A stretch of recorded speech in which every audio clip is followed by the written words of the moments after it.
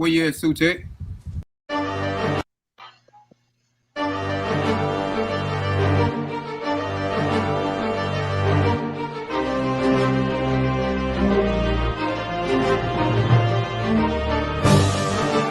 Log in to KofiPiesieTV.com and get Spears of the Mossi Volume 1 by Kofi Piesie Research Team, From Spears the Pen Volume 2 by Kofi Piesie Research Team, Spiritual Combat Volume 3 by Kofi Piesie Research Team, One Night Before Bed by Herit, Shawn, Khalfani, Kalawa's Trip to the Motherland by Kofi Piesie, From Cocaine to Consciousness by Herit, Shawn, Khalfani, As I Learned, We All Learn by Kofi Piesie. Also, if you want fresh merch, go to our online store, Family Connect Apparel, and get all the brands. Also, get our 54 deck of quiz and educational cards available now on KofiPiesieTV.com. 5+ minutes, even if they're down by 20 late. Who that?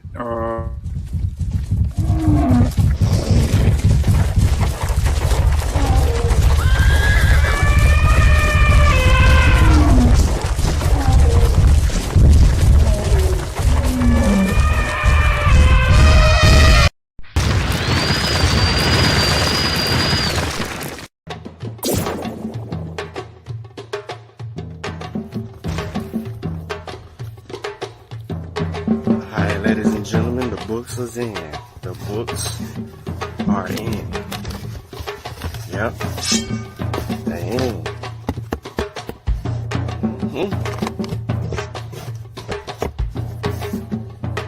They're here.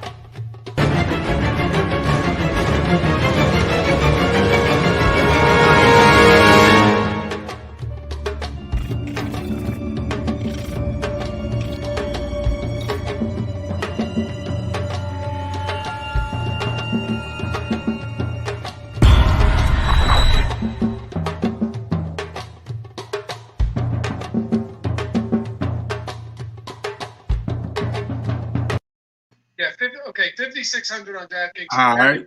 Texans, 300. 300. When I looked at ownership earlier in the day, Is that all right. Peace, y'all. Peace and Black African Power, man.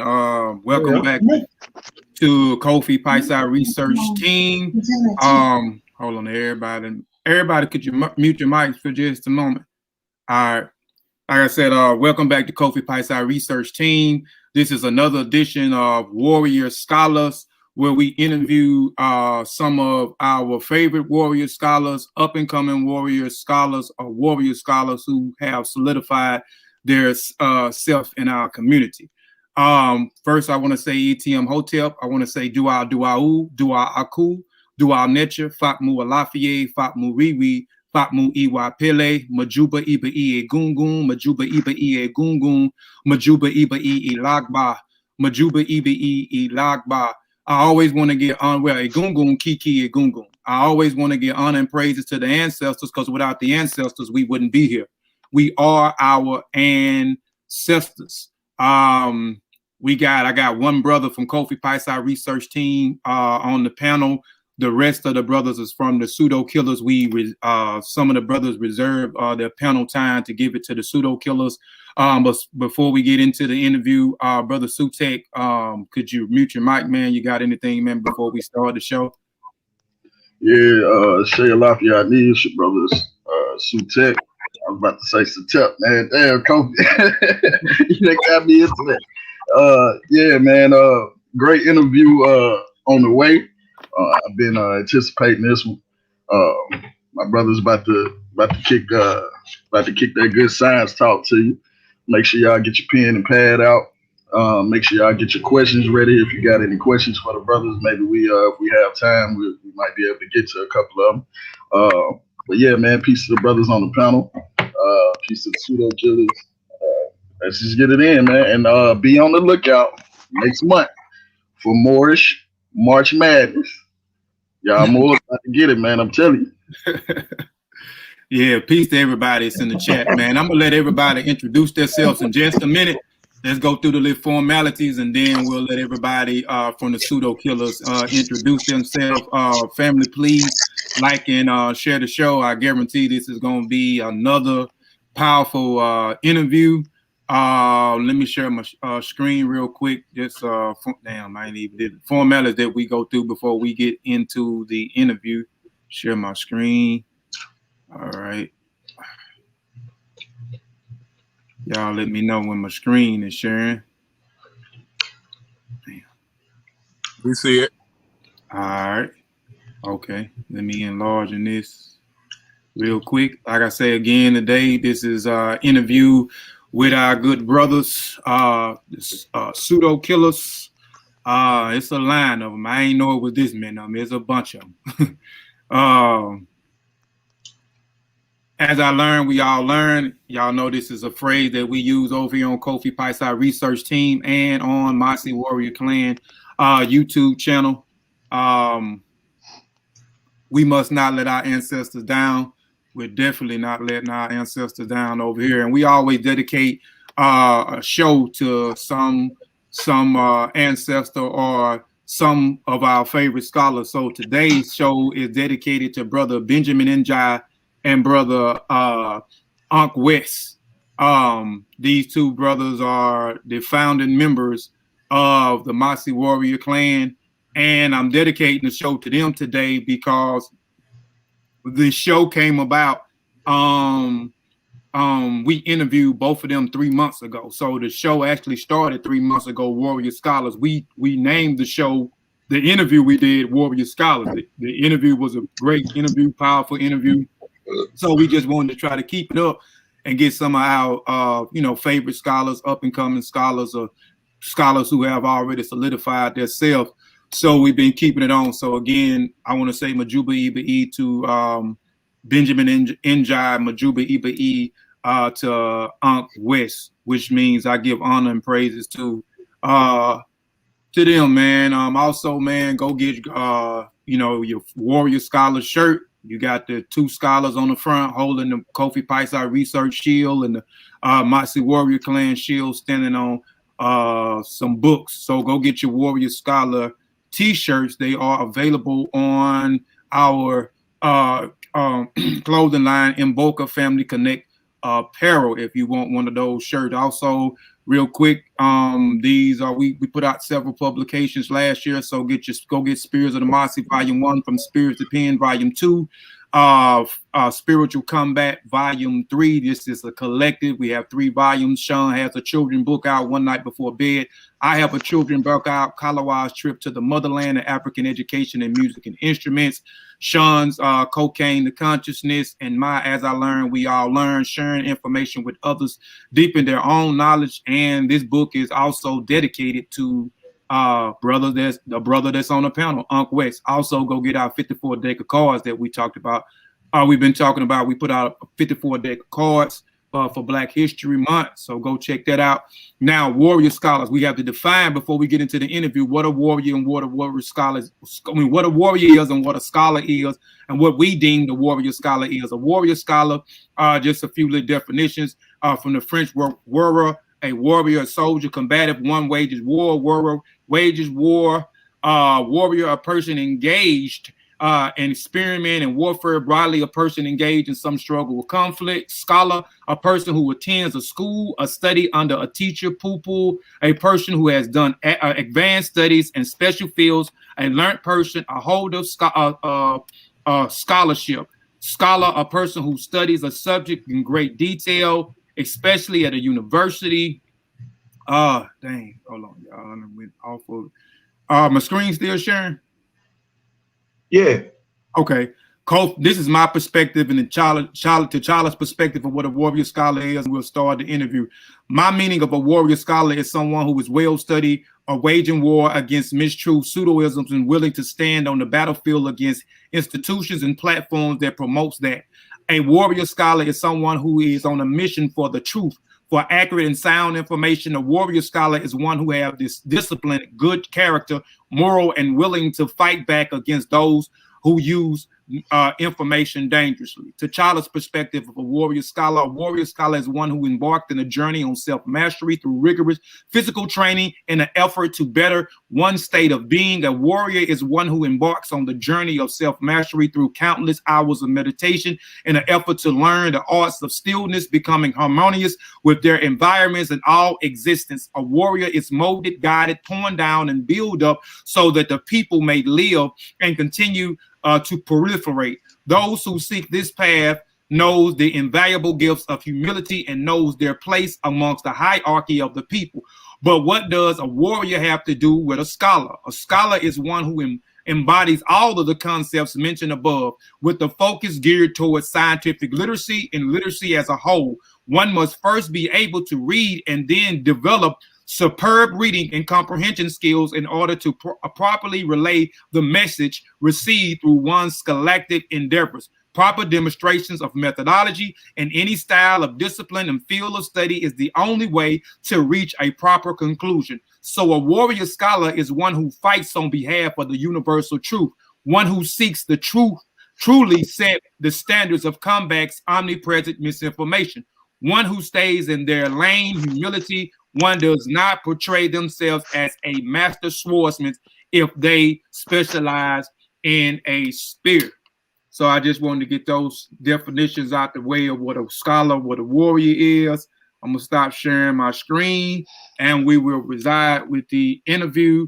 This is how we're going to do the interview. I'm going to let everybody introduce themselves.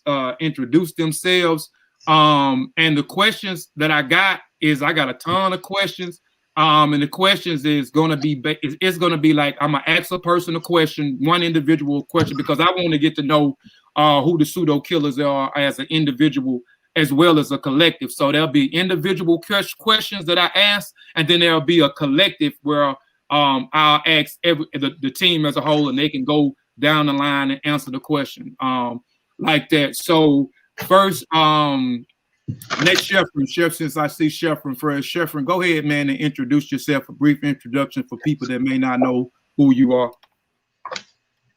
Okay. What's going on? Kofi Piesie TV. Glad to be here, especially during Black History Month. I'm Chefreen. I was born and raised in Baltimore City. I grew up a Muslim.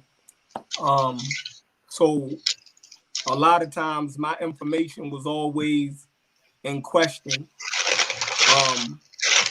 My name was always in question. My religion was always in question. So I guess from a very young age, I learned how to equip myself to be able to defend my point of view.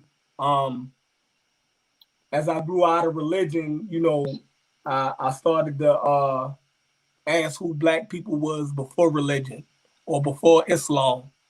So, I ran into John Henry Clark, and being a student of history, I always gravitated towards John Henry Clark a little bit more. Ivan Van Sertima, I see a lot of people dissecting a lot of Ivan Van Sertima's work, but in the late 90s, I found his work actually good. But you live and you learn. So J. Rogers, definitely. I was a big J. Rogers fan. And that basically laid the foundation. Around the early 2000s, I seen that those works was kind of outdated. So I had a hard time, finding information that was up to date because I was so Afrocentric. You know what I mean? And so it took me a long time to get out of just reading books by Black people. You know what I mean? So once I started to read books outside of Black people, it opened the world up to me a little bit more. So that's where I'm at now. All right, peace. Brother Malcolm is next. Brother Malcolm, could you briefly introduce yourself for those that may not know who you are?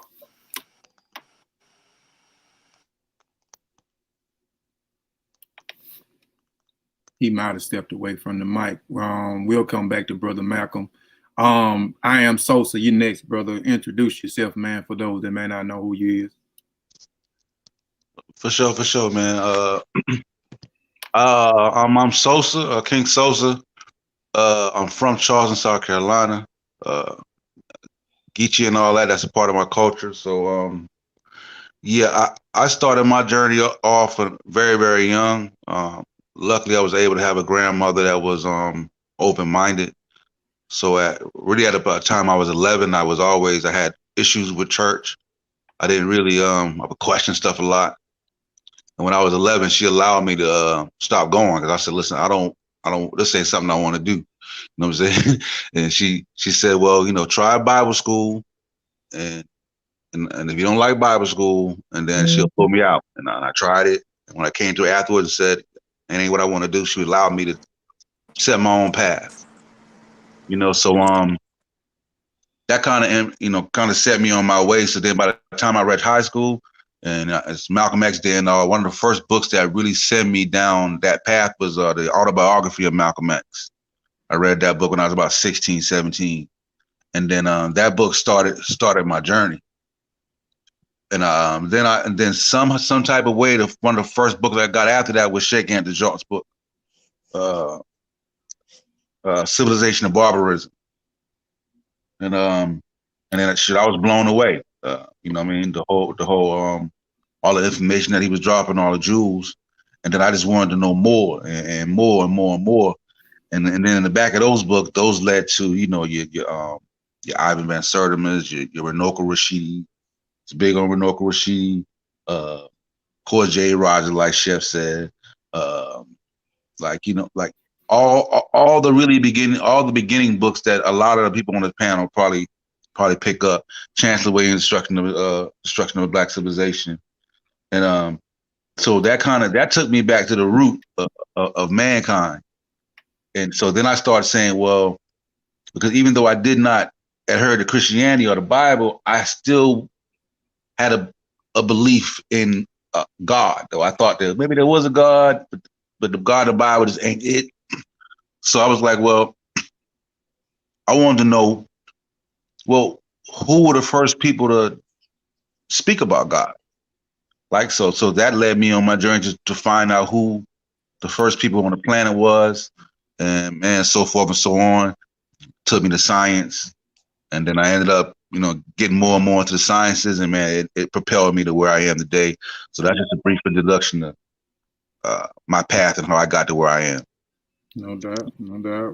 Brother Malcolm, I seen you pop back in. We'll go to Brother Malcolm, and then we'll go to CK after Brother Malcolm.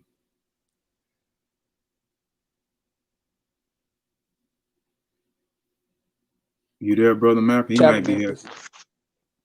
We can hear you now. Yeah, you good? Okay. Yeah, fresh out of Memphis, Tennessee, man. Started pretty young, man. Got my Black pride from my parents primarily, and so I started out Bible thumping. You talking because I can't hear him. Yeah, he talking. Yeah, we can hear you. We can hear you, Brother Malcolm. Yeah, you can hear you. Maybe I need to go in and come back out or something because I can't. Yeah, go in and pop back out, Brother Core. And so, but I was always a student of science. And I was a kid that was digging in the dirt, trying to find the worms, creating the mud-sized mountains, mixing the baking soda with the vinegar, trying to recreate nature and things of that nature. So I was always torn between trying to find that self-identity, religious identity, and science. And I always felt the struggle as I continued on. So I went from Bible thumping to my parents introduced us to the nation. And so I got, I read The Message to the Black Man, and that was the book that really kind of gave me an extra boost of Black pride. And so, of course, the scientific side of me always fought with a lot of the other information that was in there, the two-headed, the double brain scientists and all this other stuff. But, I kept going further, kept doing further research. I always stuck to the science, but I kept doing further research, started to reach a George G.M. James, Dr. Yosef Ben Yakinen, went a little bit, I guess, further into consciousness. So I got word that there was a conscious community, in videos and looking at all these guys presenting information, and it was, just being real. It was a ton of Blackology. And so But being that I've always been a student of science, it was nothing for me to accept the reality that there was greatness outside of Black people. You know, there were discoveries outside of the people that look like me. You know, you had your Nikola Teslas, your Thomas Edisons, your Copernicus, your Galileos, and your Darwin. You know what I mean? So even in trying to find my identity and my religious identity, there was always science tugging on me on the other side, saying, "Hey, you know, come on back." And eventually I came back home, you know, grew up to become a medical professional, currently a paramedic in Tennessee, currently a registered nurse, got a ton of instructor licenses, and just doing what I'm doing for my people in the city of Memphis right now, man.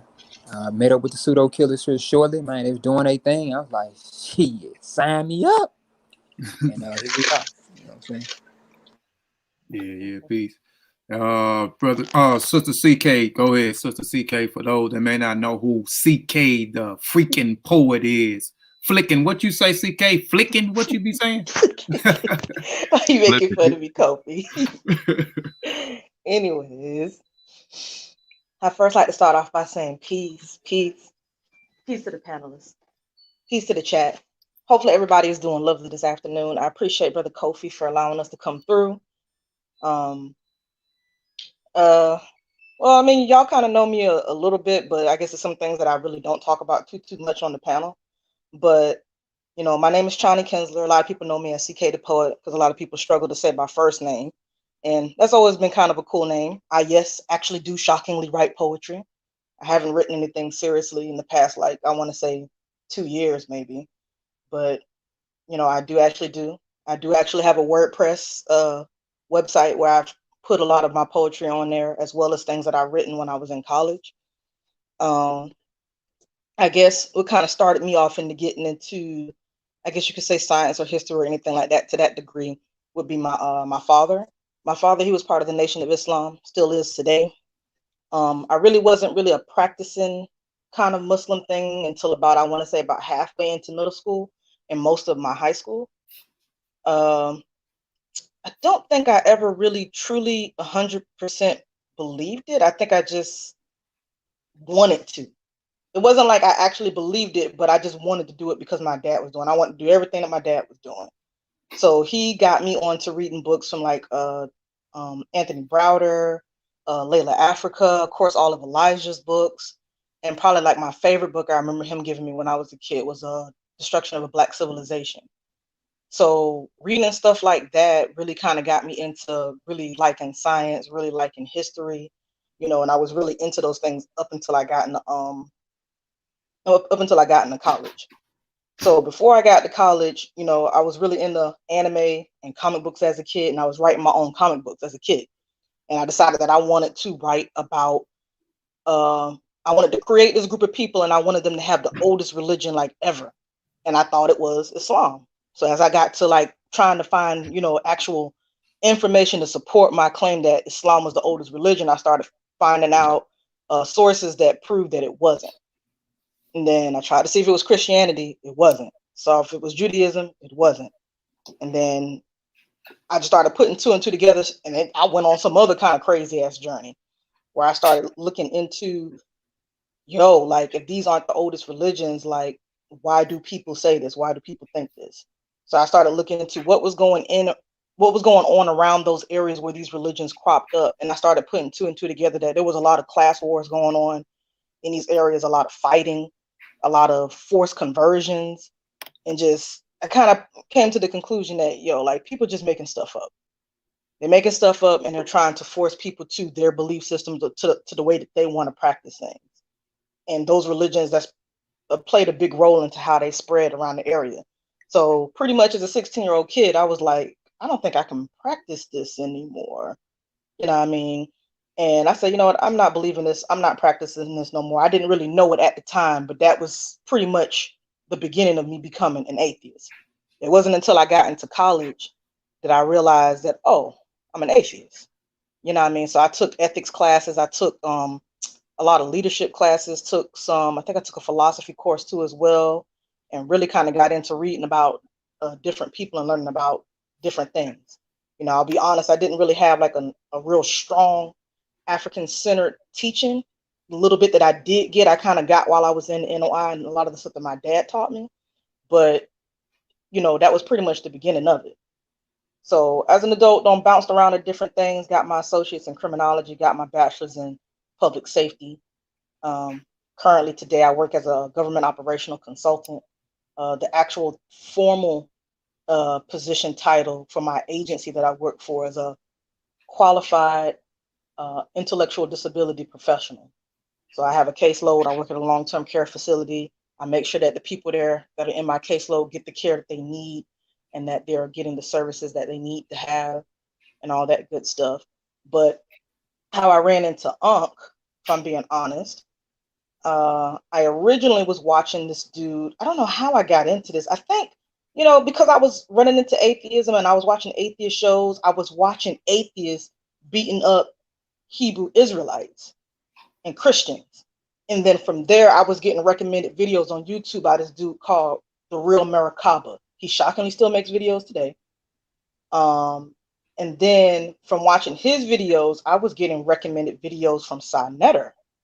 So I started watching Sa, and then I was watching SETI, and I was like, yo, SETI's kind of cool. I like this dude. Like, this dude was entertaining, funny, and just beating everybody up. I was like, yes, I like this. I like this. I like this.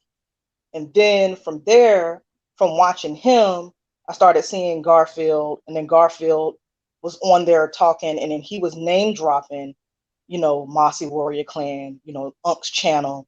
And I think he even name dropped New Black Knowledge one time. So I said, like, you know, if I'm feeling this dude and what he's saying, and I'm starting to watch Dagger Squad, so, you know, let me start watching these other channels too. So that was back in, like, I want to say 2018. But I used to watch a lot of y'all, but I never said anything in the chat.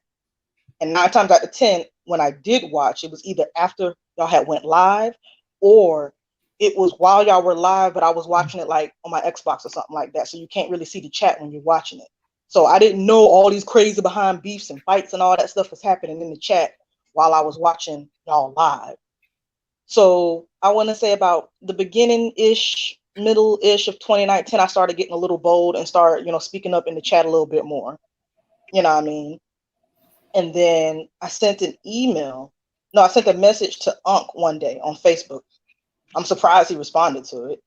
And I said, hey, you know, I think this would be really cool if Garfield and you did a video with The Real Merkaba, because he does a really good job breaking down, beating up the Hebrews and beating up the Christians and beating up the Bible. And I just thought that that would be a good dynamic duo, or trio rather.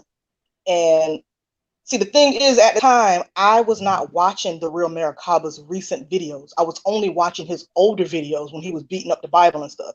I used to put that joint on replay. Ankh was like, hey, you need to watch one of his more recent videos. He's into them rocks and shit. I'm like, them rocks? What the fuck is you talking about? I'm like, he's not into that. So I went to his channel and I was like, oh my God, like, this dude is super fucking crazy as fuck. This dude is pushing rocks, is healing people and stuff. He tried to sell people rocks.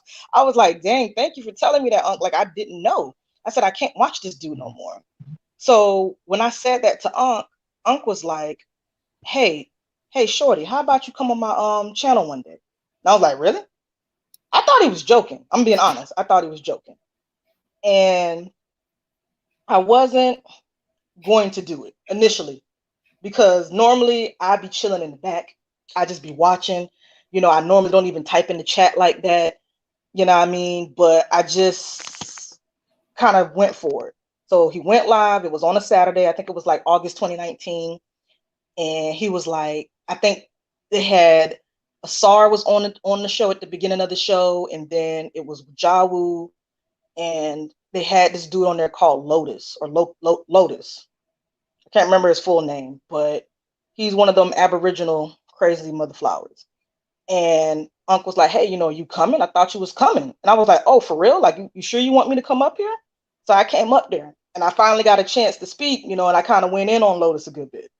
You know, and then from there, Ankh just kept allowing me to come on the panel. And at some point in time, you know, he ended up floating the idea, you know, to creating this team called the Pseudo Killas, and he wanted me to be a part of it. And I was like, sure, why not?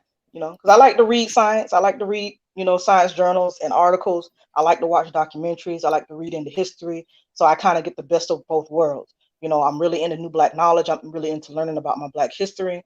I'm really into learning about science and sharing sources with people. And I love beating up the pseudos if y'all haven't been aware.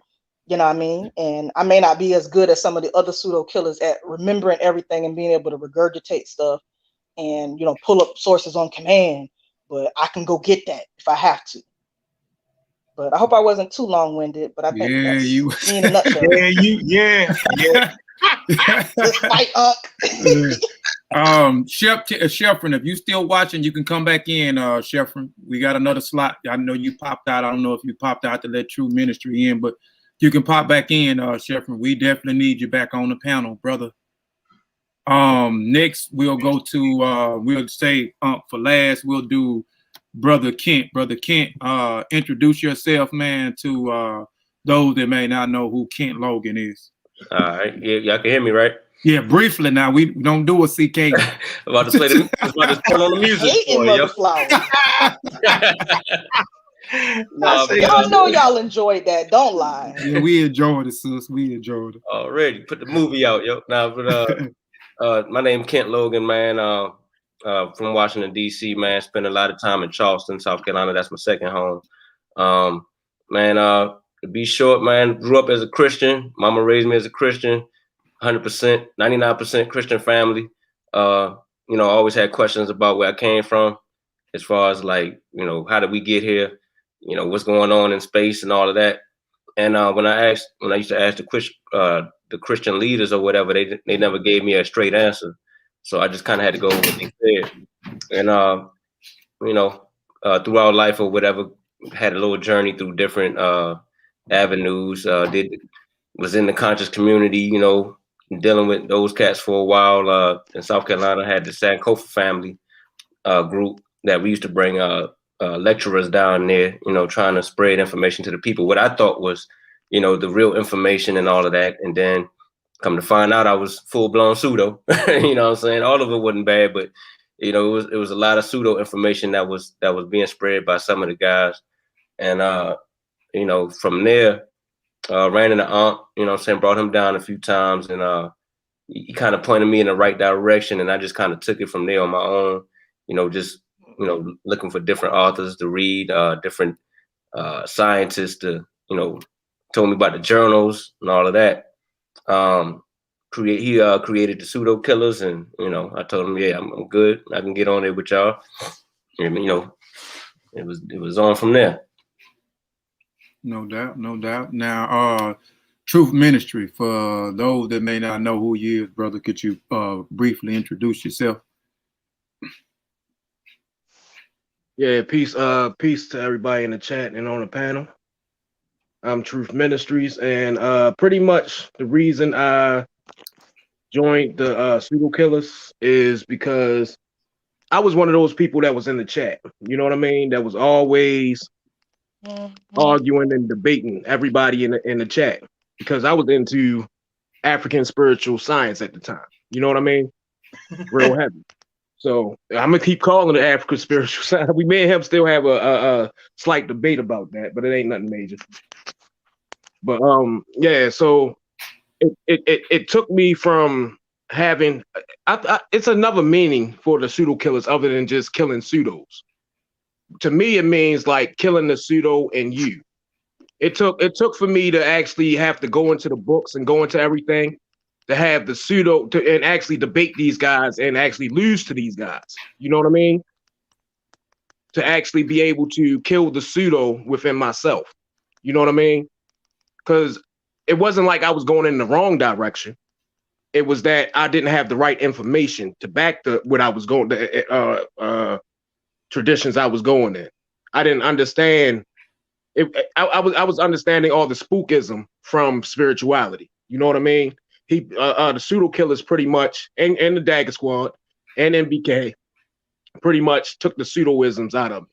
You know what I mean? So once this pandemic came around and it was a whole bunch of people coming on with misinformation, I seen the necessity for people to come in and speak scientific literacy, because it was literally 5G and nanoparticles as robots. There's a whole bunch of misinformation that's out there that's just dangerous for our community right now. And for me to be a person that say I care about my people and I call myself one of the frontliners for my people. I have to be on the front line in this battle. So that's why I joined. There's peace. Brother Corey, Concrete Corey, for those that may not know who you are, man, could you please briefly introduce yourself? Peace, man. Peace. I appreciate you having us on, Kofi. Ain't no better place to be during Black History Month. You know what I'm saying? So it's an honor. But you know, I'm just a guy that like to read. You know, I've always been curious. You know what I'm saying? Like, you know, I grew up in my family. You know, I went to church. I went to Sunday school with my grandmother and all that. You know, I was raised mostly by my dad though, and he never really spoke about religion or nothing like that to me, or God or nothing. So, you know, that was never a real. It was never a conversation at all. You know, he never had pictures or nothing like that. I mean, he always had, you know, nature magazines around. He had pictures of like, you know, Nelson Mandela and Malcolm X. You know what I mean? People like that around. So I never really was, you know, accustomed to the whole religious thing anyway. But you know, as I grew, you know what I'm saying, I found myself getting into science more and liking to read, you know, some of the magazines and stuff like that. Not necessarily the journals, just magazines, basically other scientific enthusiasts. They write, they develop these magazines and stuff, and I like the pictures and everything in them, and I used to read the articles or whatever. But you know, so as I grew, you know what I'm saying, I kind of wanted to get into like really like what is God, and like where does religion come from, and where do humans come from, and all of that. You know, you start to ask yourself these questions as you get older, and you know, as time passed, you know, the internet developed, you know what I'm saying, and you're able to kind of take yourself on a journey through the internet. I went through my pseudo stage and all of that, but you know, like I said, me not being such a believer state, I never really went for any of it. And so, you know, I after a while, I started to see people debunk Christians. So, you know, I started to hear about atheism, and you know, you type that in, and after a while, you get to you get to a point where you get different algorithms, and you know, atheism. I typed in Black atheism one day, and I got Ankh. You know what I mean? And it's videos of Ankh started coming in my algorithm, and you know what I mean, I started to hear what he was saying, and I liked what he was saying. And you know, through him, I got acquainted with the conscious community. I started to get Sanetta's videos and all of that. So, you know, just, you know, going on Garfield's show, he put the link in the chat a lot of the times, and you know, so I hooked up with through Garfield, and so that's basically how, in a nutshell, that's basically how I got up with the Pseudo Killas. No doubt. And last but not least, God Killer Ankh Kit. Could you, and everybody don't know who you is, but please, just, you know, for those that may be up on the rock, could you briefly introduce yourself? Hey, Black African Power family, man. Peace to everybody, man. I'm a proud honorary member of Kofi Piesie research team, man. I appreciate the work y'all brothers doing, man. I'm proud of you, man. Y'all in Q doing y'all thing, man, and that's valuable. So for me, just to be able to have a group like this is so important to keep the writing going, man. So it just means that the next generation is in good hands. That's what it means to me. So that's always been a dream of mine and a vision of mine, to see other brothers and sisters dedicated to science and proper research methodology. I'm saying, to inspire people. So, you know, I'm on the scales of my yacht based off of the work I put in the streets in Baltimore, Maryland. So, you know, I'm on a scale. So I'm gonna keep fighting to make sure that pendulum stay on the other side. And that's basically why I do, you know, why I do what I do. So I just appreciate everybody, man, and I'm looking forward to the interview. And you know, my quick story. My great grandmother, not my grandmother, my great grandmother. Shout out to my great grandmother, Grandma Rice, the great ancestor. Every Sunday she used to take me to church, and if not for her taking me to church, I wouldn't have saw what I saw.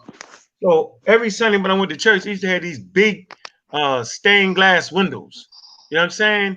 But the big stained glass window had Jesus and all the angels, and they was all white. And I would always say, man, what? I never understood that, how a whole church full of black people had those white stained glass windows, right, with white people on. I just it never made sense. I didn't know why it didn't make sense.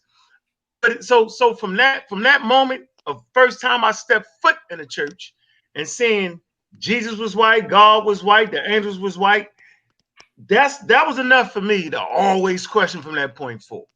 So that's when my journey actually started. I probably was about 5 or 6, something like that. But that's my journey started. Yeah, with that, man, I just, you know, amen. Oh, I want to shout out to the other members that's not here.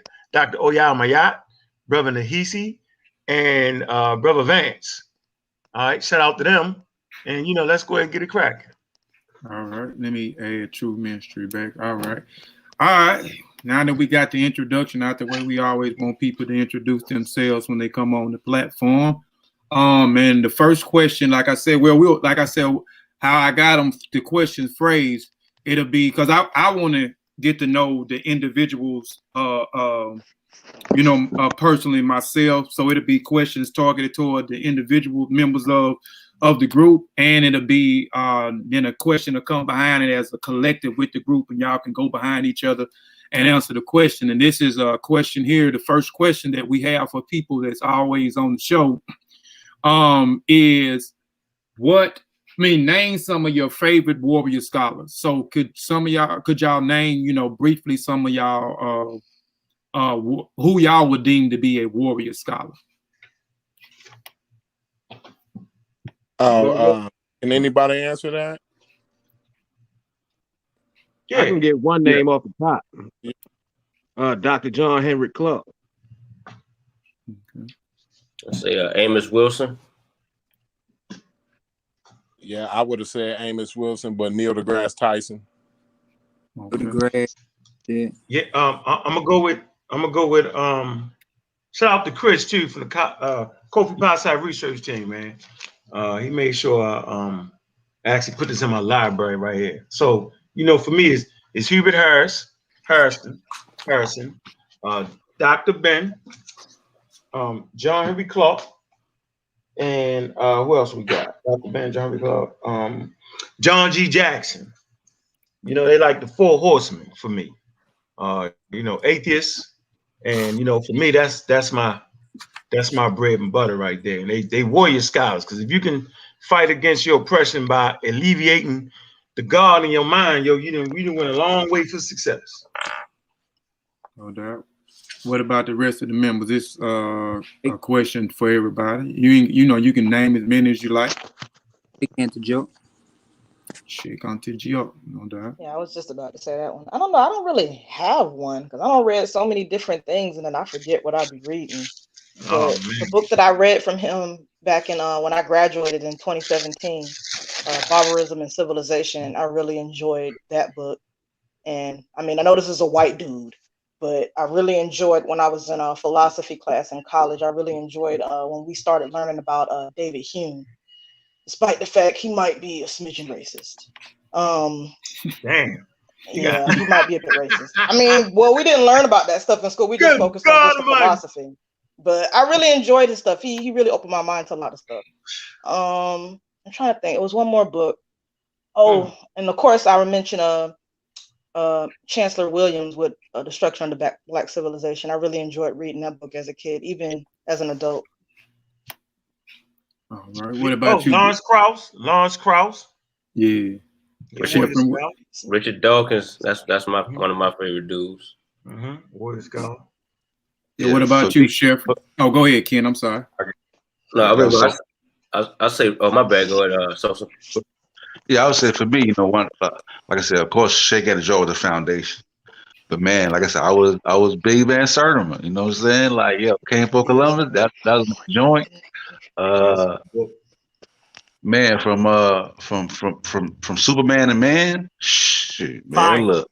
So, You know what I'm saying? I read that every time I walk past it. I pick that up. Yo, It's just a good read. That's a good read, bro. Yeah, hell yeah. You mean they came from Columbia? Hell yeah. No, he said from Superman to Man. Yeah, right. Oh yeah. Yeah, that train ride was kind of serious. Yeah. LeRon Bennett Jr. Who that? LeRon Bennett Jr. Okay. Oh, what yeah, about you? Bennett Jr. Definitely. What about you, Chef, man? And we'll move on. I would say, you know, one that really got me going out of religious chronology was Van Sertima, Egypt Revisited. You know, just the collection of writers that he had in there and the different subjects that they you know, all touched on about African civilization. That really, you know, opened my mind up, I think, the most. You know what I mean? If I look at it from, you know, where I come from, far as wise, I deal with history more than I do science. But Egypt Revisited was definitely, you know, it introduced me to, you know, Diop. It introduced me to Dr. Finch, a whole bunch of different, you know, I was able to go in different directions. Even but what's my man name? He not too font now in this community nowadays. I was into Naeem Akbar. You know. Oh yeah. Yeah, no psychological chains of slavery. You're right. Yeah, right. That was man. That did so much for me, right? Mentally, you know what I mean. Just to see the world that, you know, we're not even looking at the world through our own lens. You know what I mean? Like that it was a different way to look at the world. Like other people can be looking at the same phenomenon but have a different, you know, conceptualization of that same phenomenon. And he came through, you know, from a psychological standpoint that we were African first, and by being dominated, you know what I mean, that now we look at the world through the eyes of our oppressors. Like that was groundbreaking for me. So I would say Naeem Akbar, Van Sertima, and even Anthony Browder touched on a lot of that stuff back in the late 90s when I really got into reading. So no doubt. I go ahead. Real fast, yo. I'm just saying, yo. I just be remiss, yo, if I didn't shout out these warrior scholars. These my favorite up to date warrior scholars, man. And yeah, all jokes aside, particularly chapter 4 right here, yo. That's a banger, yo. Start giving them ages of man and all that. That's man. That shit. Excuse my language, man. That's fire. That's a fire chapter for me, man. But right now, yo, like up to date. Yeah, these my favorite warrior scholars right here, right now. I'm talking about right now. You know what I'm saying? Where I can dig in and say, damn, I ain't know that. So if I'm reading something, I'm saying, I don't know that, then I get to looking and the sources there and the journals there, you know what I'm saying? Like, yeah, man, these are the next generation right here doing that. So yeah, right here. For right now, these my favorite warrior scholars right here. Produce these works right up to date. You know what I'm saying? So I always build a tier. You know, I go from the oldest, and then I like to bring it forward to now. So right now, where I can talk to them and reach out, that's a gift right there to be able to reach out and talk to the authors and some of your favorite scholars right there. So yeah, that's just for me. Yeah, man, we definitely appreciate that, man. We definitely appreciate that, man. So we're gonna start this with my first question is, what was your inspiration, motivation, and drive for you to put together the group Pseudo Killas? Brother Vance, I wasn't doing a lot. I was sitting back chilling. The squad, they was breaking off, doing different projects and stuff. And I mean, for me, I was just like, man, let me see, what I want to do. And Vance called me and say, man, I'm messing with your work, man. I want to interview you. I was like, all right, okay. And then he knew so much about what the hell I was doing, and he got to talking about going interstellar and how a particular probe from, I think it was 1960 or something, and talked about what was on the probe and how they had like humans on, pictures of humans and music, and I forget the name of the daggone probe, but he talked about how it went interstellar. So I was like, man, this young dude is kicking it. I was like, man, so he just remotivated me, and he was talking about his friends his age and how they was kind of dealing with Pharaoh, but the thing that got him was my interaction with Pharaoh and how I just had something different going on with the information. And he said he started looking it up and it inspired him. So when a young person come to me with that and say, yeah, well, just come on and do a show, and he would always be like 5 steps ahead of what was going on in the street. Like, he introduced me to Nipsey Hussle. You know what I'm saying? And he was always had me a step ahead. I say, he just remotivated me, man. And so, I start reflecting on brothers like Brother Kent, because Brother Kent would always spend money on me. You know what I'm saying? And if I say, yo, but I need to bring somebody with me, because I never like to go nowhere by myself. I got goddamn sense, right? And not to mention, you know what I'm saying, I like to get everybody's feet wet. So I'm like, yo, come on, yo, you gotta bring my man though. If you know what I'm saying, if you bring me, then so I'll bring Wu Jia, whoever available. And he would always pay our way, hotels, all that. So I was like, Kent, when I do something, or when I'm thinking about something, you know what I'm saying, we always kept in contact, I'm gonna deal with him. Then I run across Corey and him, I was like, you know what I mean? I was just motivated, man, with when I could just vibe with people who just didn't believe at all, and nothing religious based. And it just was refreshing. It gave, for the first time, it really gave me a chance to really just, sometimes you need a refresher. And for me, just journey I'm on these days, it's just very refreshing and highly motivating. So, yeah, so all of us decided. It wasn't just one person decided, man. We it just collectively came together. And so the majority of us, was original, and the ideas came from everybody basically. So it just kind of merged in, man. You know what I'm saying? It's, I'm always fight for something new, or just something stand in the forefront. And so for me, those brothers and sisters, it was refreshing. It was, it just was refreshing, and they've just refreshed my mind. And I mean, we all vibe. So yeah, that's what it was. That damn Van show got me back into the game, because I was like done. I was like, I'm done with these fools, man. I'm just gonna retire, keep reading and studying, because people is ignorant as hell, man. And I'm always the bad guy. I don't mind being I'm a damn good bad guy. I don't mind. Don't get me twisted. I do not mind being a bad guy. But I just felt like it, my channels was taken, and the fools was in high demand, and sometimes it's kind of trying on you. But when somebody reach out and say, ho, brother, whoa, this is what you did for me, and it just was motivated. Just, yeah, because I was out. I'm like, all right, I'm gonna let them die in their ignorance. Yeah. So that's yeah, I done been there before. I wanted to say the hell with it too. Yeah, man. So this question is directed, man, toward everybody. I kind of already know. I don't know about one person didn't say it, and that was True Ministry. But this question is directed. I already know the answer, but I'm gonna throw the question out there, and I'm gonna put something else on the end. And some of y'all kind of already talked about it, but if you didn't, can y'all kind of briefly touch on that?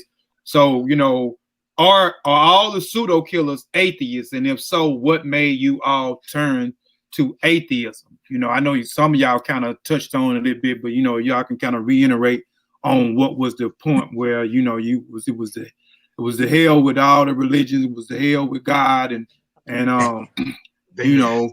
I'm a non-believer. I'm an atheist. But first, before y'all info, and I want to hear from everybody. Now, only one I was unsure with two, but doing everybody introducing themselves.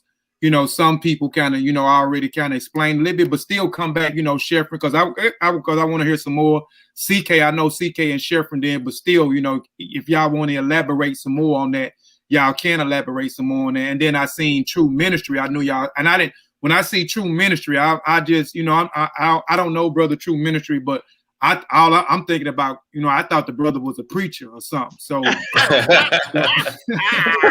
so I'm like, I'm kind of confused. No. I mean, yeah, no doubt. I'm saying when I seen it, brother. I'm saying I didn't know. But before everybody can elaborate on what was the breaking point where you became, atheist, Brother can you explain what is a real black atheist for people that may not know? Because and again, like when over here, I understand a lot of people in the chat may know what an atheist is, but when I do these interviews or even just doing information or presentation in general, I always want to make sure that I'm conveying information to people that may not know what I'm talking about. You know what I'm saying? So I have to explain. That's why a lot of times when I start to show up and we talking about certain things, I want to give working definitions so the layman can kind of follow and understand where I'm coming from. So for people that might not know what an atheist is or what a real black atheist is, can you explain that? And then after you explain that, can each member of the Pseudo Killas come in and tell us what turned you to be atheist or real black atheist? All right. So first of all, shout out to brother Fritz, man. He on the team too, man. I almost forgot Fritz. He linked on me, man. He in the UK, man. So we want to spread it to the UK Pseudo Killas. So shout out to brother Fritz. I don't know why he left, but he was being a gentleman and letting his sister in. It's all good. But I can say that 99% of the Pseudo Killas are atheists. I can't speak for I can't speak for Truth Ministry. I don't know where he at, right? And I can't speak for Malcolm. So you're gonna have to specifically hone in on them so we can see where they at. I'm gonna let you do the best. But I can guarantee that 99% is atheists. Now I can't guarantee that 99% of them is real black atheists, right? Because that's what you're defining. Okay, you know what I mean? So for me, I got tired of listening to everybody else, so I felt like I needed to, after being a Muslim, after being a Christian, after being calling myself a black Hebrew Israelite, I did that too for about a month. After being in a cult, you know what I'm saying, and that took me through a lot of different schools, right? And so I just decided to come up with something that kind of fit, because I wanted people to know that you could be proud. You could be a proud African, dedicated to African people, honor your ancestors, and still be an atheist. And I hadn't quite heard nobody put it that way, but I seen how Dr. Ben did it, and I seen how John Jackson did it. And so I just wanted to put a name on it, real black atheism. So for me, a real black atheist is dedicated to fighting for one, the African American in America, and then for the African, no matter where he may go at. Right. And then a real black atheist never forget where he came from and is proud of being from ancestors, being from Africa.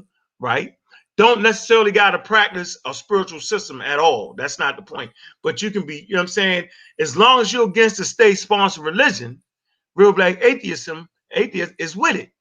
You feel me? So, it's a ancestor. Like for me, like I just honor my ancestors. No, I don't think my ancestors gonna come back to life. No, I don't think there's some kind of spiritual energy. No, I just know I'm a collaboration of my ancestors based off of the genes.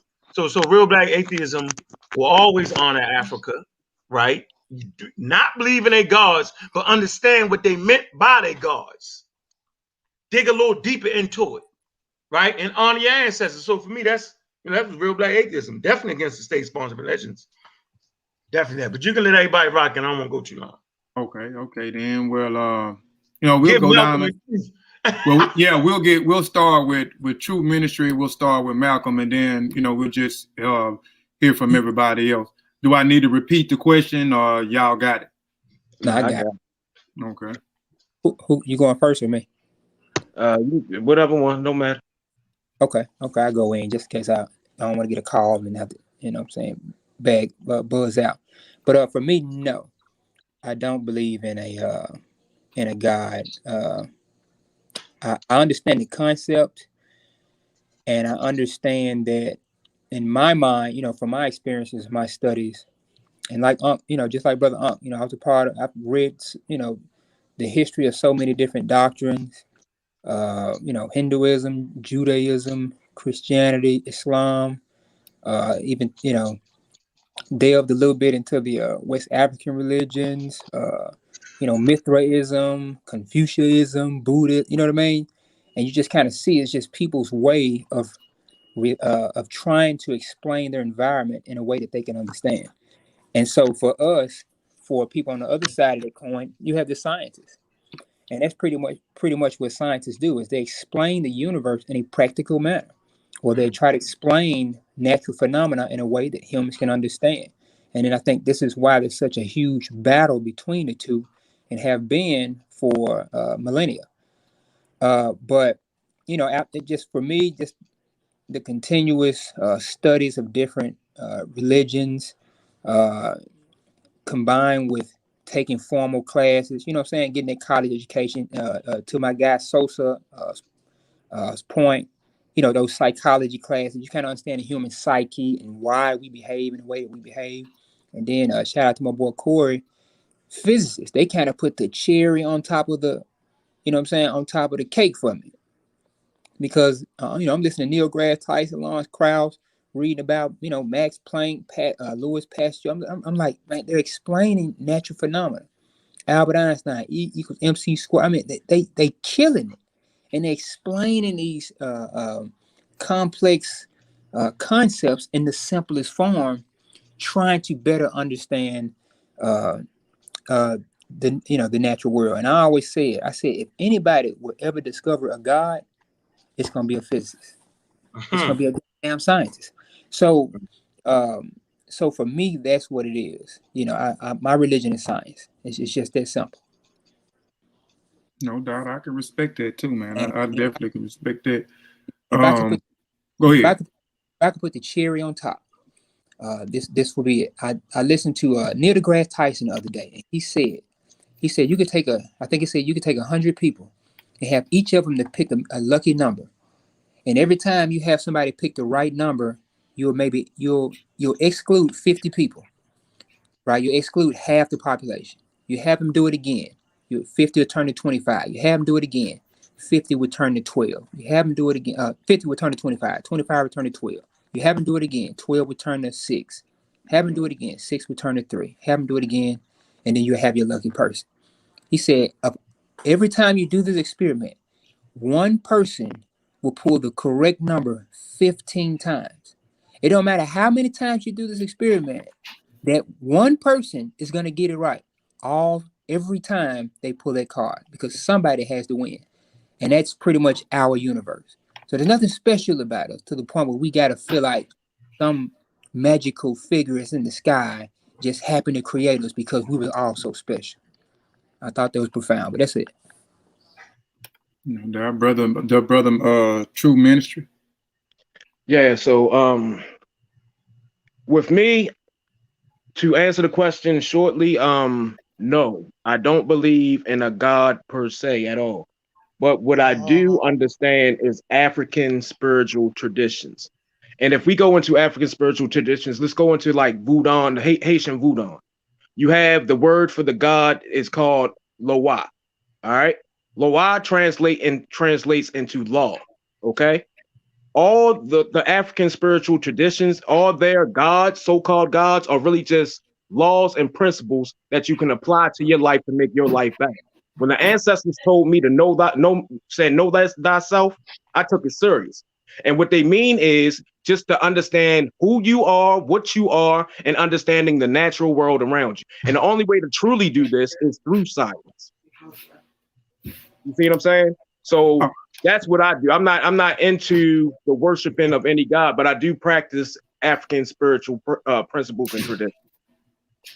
No doubt. I can both of the answers. I can rock with both of the answers. I'm kind of on that same path that you spoke on, and he mentioned the luau's. The luau's are nothing more than lesser deities. In African traditional religion, or what we call kimoyo, you have a hierarchy. So he mentioned Haitian, but if you go back to Benin and Togo, and you look up the Fan people, you will see them. The lesser deities will be the Vudan, and the higher deity will be Mama Lisa. So yeah. What about you? Let's go to Chefreen, man. Let's go to Chefreen. I know you touched on it briefly, but I know you are atheist, but what was the breaking? I know you mentioned it briefly, but can you kind of reiterate what made you become an atheist? Yeah, I think I was a stone cold believer. Like I ain't even gonna play. I believed the whole situation at one point in time. It's kind of crazy, and I would defend it, right? I was sort of a apologist in my community. You know what I mean? I could defend the Islamic doctrine. You dig what I'm saying? I could defend the concept of God, Tawheed, whatever you want to call it, you know what I mean? But it was only a defense against Christianity. And I learned that, you know what I mean, early on, that I only have a defense. Islam makes a good argument towards Christianity. You dig what I'm saying? Once somebody will pose questions outside of, the Abrahamic faiths, then, I was like a fish out of water. The internet is what really opened my mind up when I started to see problems once I got outside of the Abrahamic religions. I used to I ran into what's the guy name? He died. I think he was from the UK. Hitchens. Christopher Hitchens, right? I ran into him and he was debating a Muslim, right? And he ran through the Muslim all of the best arguments. Trust me, I didn't sit in the masjid. I didn't heard all of the best Islamic arguments for the existence of God and Allah and Tawheed. I didn't heard it all. And when I say that this arrogant white boy ran through that doctrine like it was, at that point I said, I knew I was on my way to being an atheist. You feel me? Like it just that, it only took one argument when I seen the Muslim whole concept destroyed. Like it was like you know what I mean? And then I started writing Sherman and a whole bunch of different, and it was Europeans actually. I'm not gonna lie, it was Europeans that brought me out of religion. You know what I mean? I was still holding on to, well, maybe the Abrahamic religions ain't just not true, but there's got to be some type of force that created, you know what I mean? I didn't go all the way yet, but I stepped away from my religion. But I didn't go all the way. I still believe, well, maybe these Middle Eastern people got it wrong, but I'm sure the Africans, if they was the oldest people on the planet, maybe they got it right. You know what I'm saying? Yeah. So let me go back to that. So I was probably where Truth Ministries at back in the mid 2000s. I still was holding on to, the African concepts. Maybe it was you know, maybe theirs was a little bit more scientific, you know what I mean? And maybe they really wasn't talking about God in the same way that the Middle Eastern and the European conceptualized God. Maybe it, you know, it had a lot to do with nature, and it does have a lot to do with nature. You know what I mean? But at the end of the day, I realized that it was all religion too. You know what I mean? And they was talking about stuff that they don't really know. And science pretty much answered, you know what I mean, the things that religions had answered for me at one point in time. But as I started to grow in information, religion wasn't answering those questions at all. And I think all traditions, whether they are African or from other places around the world, I think they are cultural vehicles more than anything dealing with science. I think that they convey culture, right, and a way of what's important in that culture to future generations. But far as wise conveying any type of scientific knowledge about the world, I think all religions and spiritualities then got that wrong. So I'm finished. All right. I agree, and I disagree with you on certain things, you know, because y'all all hitting on some key points. Brother Malcolm hitting on, like, you know, if you go back, like, you know, I'm gonna move on, let everybody else speak. If you go back and you, like some of y'all mentioned about y'all was trying to figure out where the concept of God come from, and so y'all started studying that. Y'all started studying how, you know, about humanity, how, you know, humans came into existence, right? Mm-hmm. So I understand, you know, even with me, I used to practice what we call kimoyo. I don't like to use the word African tradition or religion. I don't like to use the word African spirituality. I know where the word African tradition or religion come from. I understand why African Americans, you know, rather not use the word religion and use the word spirituality. I'm spiritual, I ain't religion. Or I practice African spirituality. I know that is an African American concept, and I understand why they created that. But I just like to use the term, you know, a better term is kimoyo. So even if you go back and you look and you start to see humans started to look at their environment and start to study their environment and start to ask questions, they begin to answer the questions, and it wasn't off a scientific method. It was not off a scientific method when they was asking, you know, how do women give birth? You know, why water is falling from the sky? Why is fire erupting from this mountain?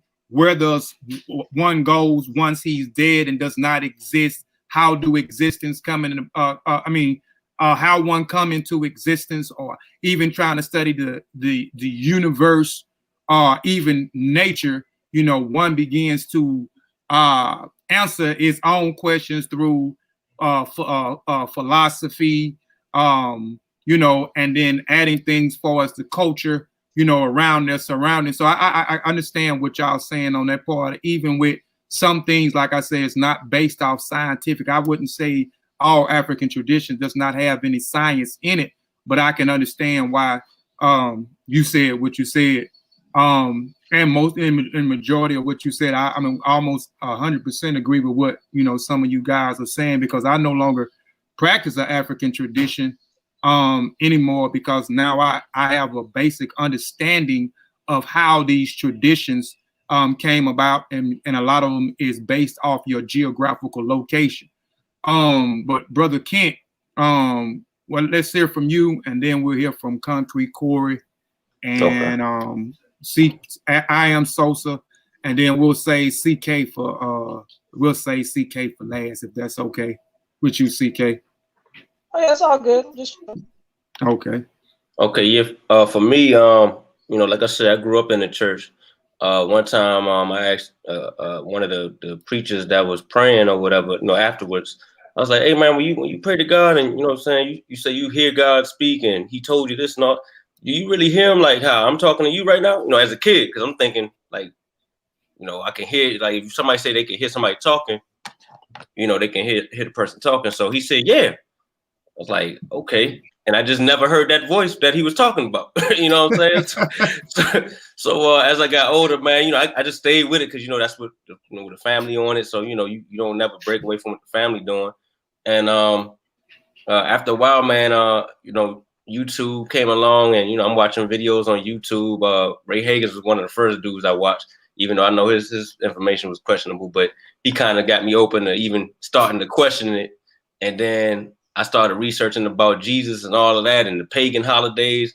And at first I let go of Jesus. I was like, all right, ain't no Jesus, but you know, the creator might be, you know what I'm saying, something else than what the church making it.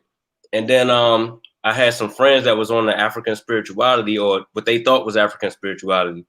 And they used to say things like, yeah, man, you know, the ancestors gonna help us out, man. The ancestors doing this and they looking over us. And I'm like, hold on, man. It sounds like y'all talking about angels in the sky, man. Like, so the ancestors is angels or something? They got mad at me too. So I'm like, man, you know what? let me find out what's really going on. So like the other said, man, science really helped me out because they don't give you nothing to believe in. They go straight to the facts. They give you the evidence that backs up what their claim is. They tell you the nature of what's going on with reality, why the sky blue, why the sun shine the way it do, you know what I'm saying? Like how far they just give you all of the details that the Bible couldn't give, and the Bible actually gives you inaccurate details when it comes to these things. So after a while, it wasn't hard. I mean, of course, it was hard at first, you know, telling people like, yeah, I don't believe in that, you know, your mama and all, you know, your mama gonna look at you crazy. And but after I got through that, after I got past her, man, I was like, all right, yeah, I'm that. I don't believe in that. You know what I'm saying? So I mean, that's, you know, in the short story, that's kind of what went on with me, man. And one of the songs, I did want to say this, one of the songs that I was listening to one time put me on a different path too. I was listening to UGK, and Pimp C was like, well, all the Christian holidays the same day as the pagans on the record. And I never knew about that. And I was like, damn, let me check this out. Come to find out they was pagan holidays. So was that hard for you, man? I meant to ask all y'all that. Was that hard? Because I know it was hard. It was hard for me.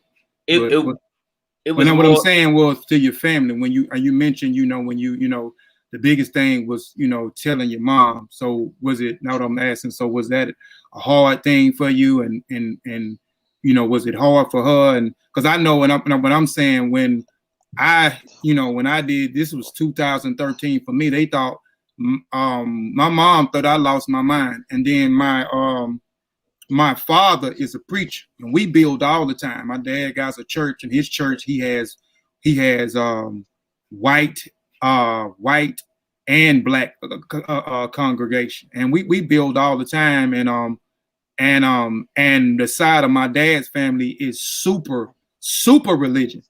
So my dad's side of the family, they stopped fooling with me for years, man. They stopped fooling with me for years. If it's Jesus, it's Jesus or nothing, man. So was it hard for you when you? Well, the one thing that was cool with my people's, man, is they accept me however, you know, whatever I had going on, they was cool with me. And I appreciated that. It was awkward at first, but you know, after a while, like once they know what you on, they ain't really tripping, you know what I'm saying, for my people or whatever. It was cool for the most part with my people, man. Of course, they don't agree with me, but they love me still. So, you know, it was what it was. No doubt. All right, brother Concrete Corey. Yeah. Man, everybody kind of told my story. You know what I'm saying? Like I can take a piece from everybody. Like he talked about when he went to church with his grandmother, he saw the white people in the stained glasses. And I mean, I could remember being 6 years, being in the 6th grade. I can remember when I was in the 6th grade. I was like 12 years old in the 6th grade. And I'll never forget, because that year, that 6th grade year, I went to church with my grandmother every Sunday, you know, and I went to Sunday school and everything.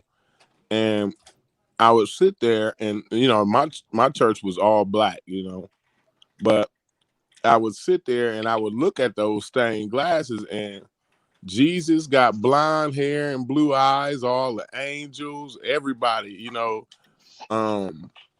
They even had a depiction of somebody getting baptized. I think the character was John. He was baptizing somebody. I mean, he was white, and so like, and then you know, Truth Ministries. I'm sorry, Brother Malcolm. He mentioned you know, people like Neil deGrasse Tyson and the physics and all of that. Chefreen mentioned Christopher Hitchens. Man, I watched so many of his debates. I watched his debates like 10 years ago. I watched these debates, you know what I mean? 10, 11, 12 years. YouTube just came out. I mean, when YouTube first came out, it was like really a really good place to get good information. You know, like it went downhill right around like 2010, 2012. Between that area, it started going downhill. It started getting pseudo. It started getting like ancient aliens, and you know, all that kind of stuff started to pour into the YouTube. But before that, you know, back like 08, you know what I'm saying, around that area, 2007, 2008, when it was first getting out there, it was a really good source for really good information, and that's where I saw all of these different debates. And if y'all listen to me, or if y'all have heard me talk before, I always say the Black community is 150 years behind, because white people was posting videos of old debates, you know what I'm saying, from back in the 70s and in the 60s, and they was knocking down all these religious arguments that people still use today. They was knocking them down back then, but these atheists was standing on the shoulders of people who came before them that used those arguments to knock down religion. You know what I'm saying? Back in England and all of that. You know what I mean? So I always say, like, the Black community is kind of like 150 years behind, because white people have debunked religion 150 years ago. You know what I'm saying? And so, you know, I started to read books like Richard Dawkins' books, The Blind Watchmaker. If anybody ever reads Richard Dawkins' The Blind Watchmaker, they will no longer be dealing with religion no more. I can promise you that. You know what I mean? You would have to be suffering from a lot of cognitive dissonance to still continue to believe in religion after that. And reading books like that, he debated a lot of people. I watched a video called The Atheist Tapes one time, and that was powerful. That's still on YouTube to this day. That video is probably about 11, 12 years old. If you look on YouTube, just type in The Atheist Tapes. It's a series of tapes, you know what I'm saying? And it's different people from different cultures, and they all talking about how they debunked God, how they got away from religion, you know what I mean? And it's just so much information out there. It's too much information to deal with God, especially once you get into things like physics, because I'm a astrophysics enthusiast. And I mean, once you get into that, you know, once you understand, like, space time is relative. Time and space is relative to how fast you going or where you located at. You know, like, when you understand these types of things, like, things get different to you. You know, your priorities change. You know. But, you know, I don't want to go on. I want to let somebody else get in there. I go on forever and ever, man. All right. Peace to Marlon H for subscribing to the channel, man. We appreciate it. I am Sosa, and after I am Sosa, CK, you can get it in. basically to keep it kind of brief, because a lot of I think hearing the interview, you're hearing how everybody's journey kind of is crafted somewhat similar, and like I can grab it, I can do the same thing, like all the same thing they speak of, and I think the catalyst too is knowledge. The more you know, the less you believe. So I think that was at the forefront for me. I also was a big psychology fan, so I studied social. I like social behavior. I like the cognitive sciences, neurosciences. So once you follow humans all across the globe, and then you realize, like, I mean, everybody got an origin story. Like, everybody got a different God, though. You know what I'm saying? So I got to give a shout out to the ancient aliens there, because one time I was there, because I was like, yeah. No. It was all these gods, though. You know what I'm saying? Like, it had to be aliens. Everybody got a different God. Everybody seen something different. Come on, man. You know what I'm saying? Like it was one God. Then it should be like at least 50, 100 people with the same story. You know what I'm saying? So that was kind of my path forward. Like I'm agnostic, which is an atheist. You know what I'm saying? I'm an atheist if you ask me what I believe. If you ask me to prove it, then I'm agnostic, because science don't prove or disprove God. So my position is agnostic atheist. Are there other, because you're Geechee, are there other agnostics or atheists that are Geechee? Because I know a lot of Geechees, also a lot of Gullah Geechees, and you the first one. You the first one I know of. Hey, it's an extremely small community. Matter of fact, like, when I turned to atheism, like, it was very unpopular. Like, I'm talking, like, some folks would be scared to be around me the way I talk, because they'd be like, man, God gonna strike you down. So, and like I said, I come from my family too. They got churches back home, but like they respect my position. But like, nah, but it's very few though. It's not atheism is not common amongst Gullah and Geechee people. Definitely. Yeah. CK. Hey there. What it do? Hey, it was nice hearing everybody's little spill, man. And like Sosa said, everybody's is a little similar-ish to some degree. I kind of already like laid it all out at the beginning. Mm-hmm. But I would say that when I was a kid and I was, starting to become skeptical and actually, really thinking like an atheist, I didn't really know what the actual term atheist was until when I got to college. You know what I mean? I really wasn't too concerned about how we got here. I was more concerned with, or I guess you could say more hostile towards these religions and how people were making up different stuff and controlling people and killing people and forcing people to practice their beliefs just because, for whatever reason, you pick one. So, like everybody else that would have been around the same time for me as well, where, YouTube was starting to become popular, you know what I mean? And watching a lot of the Atheist Experience, Aaron Raw, shockingly Sam Harris at the time, which I don't watch him no more for obvious reasons. Christopher Hitchens.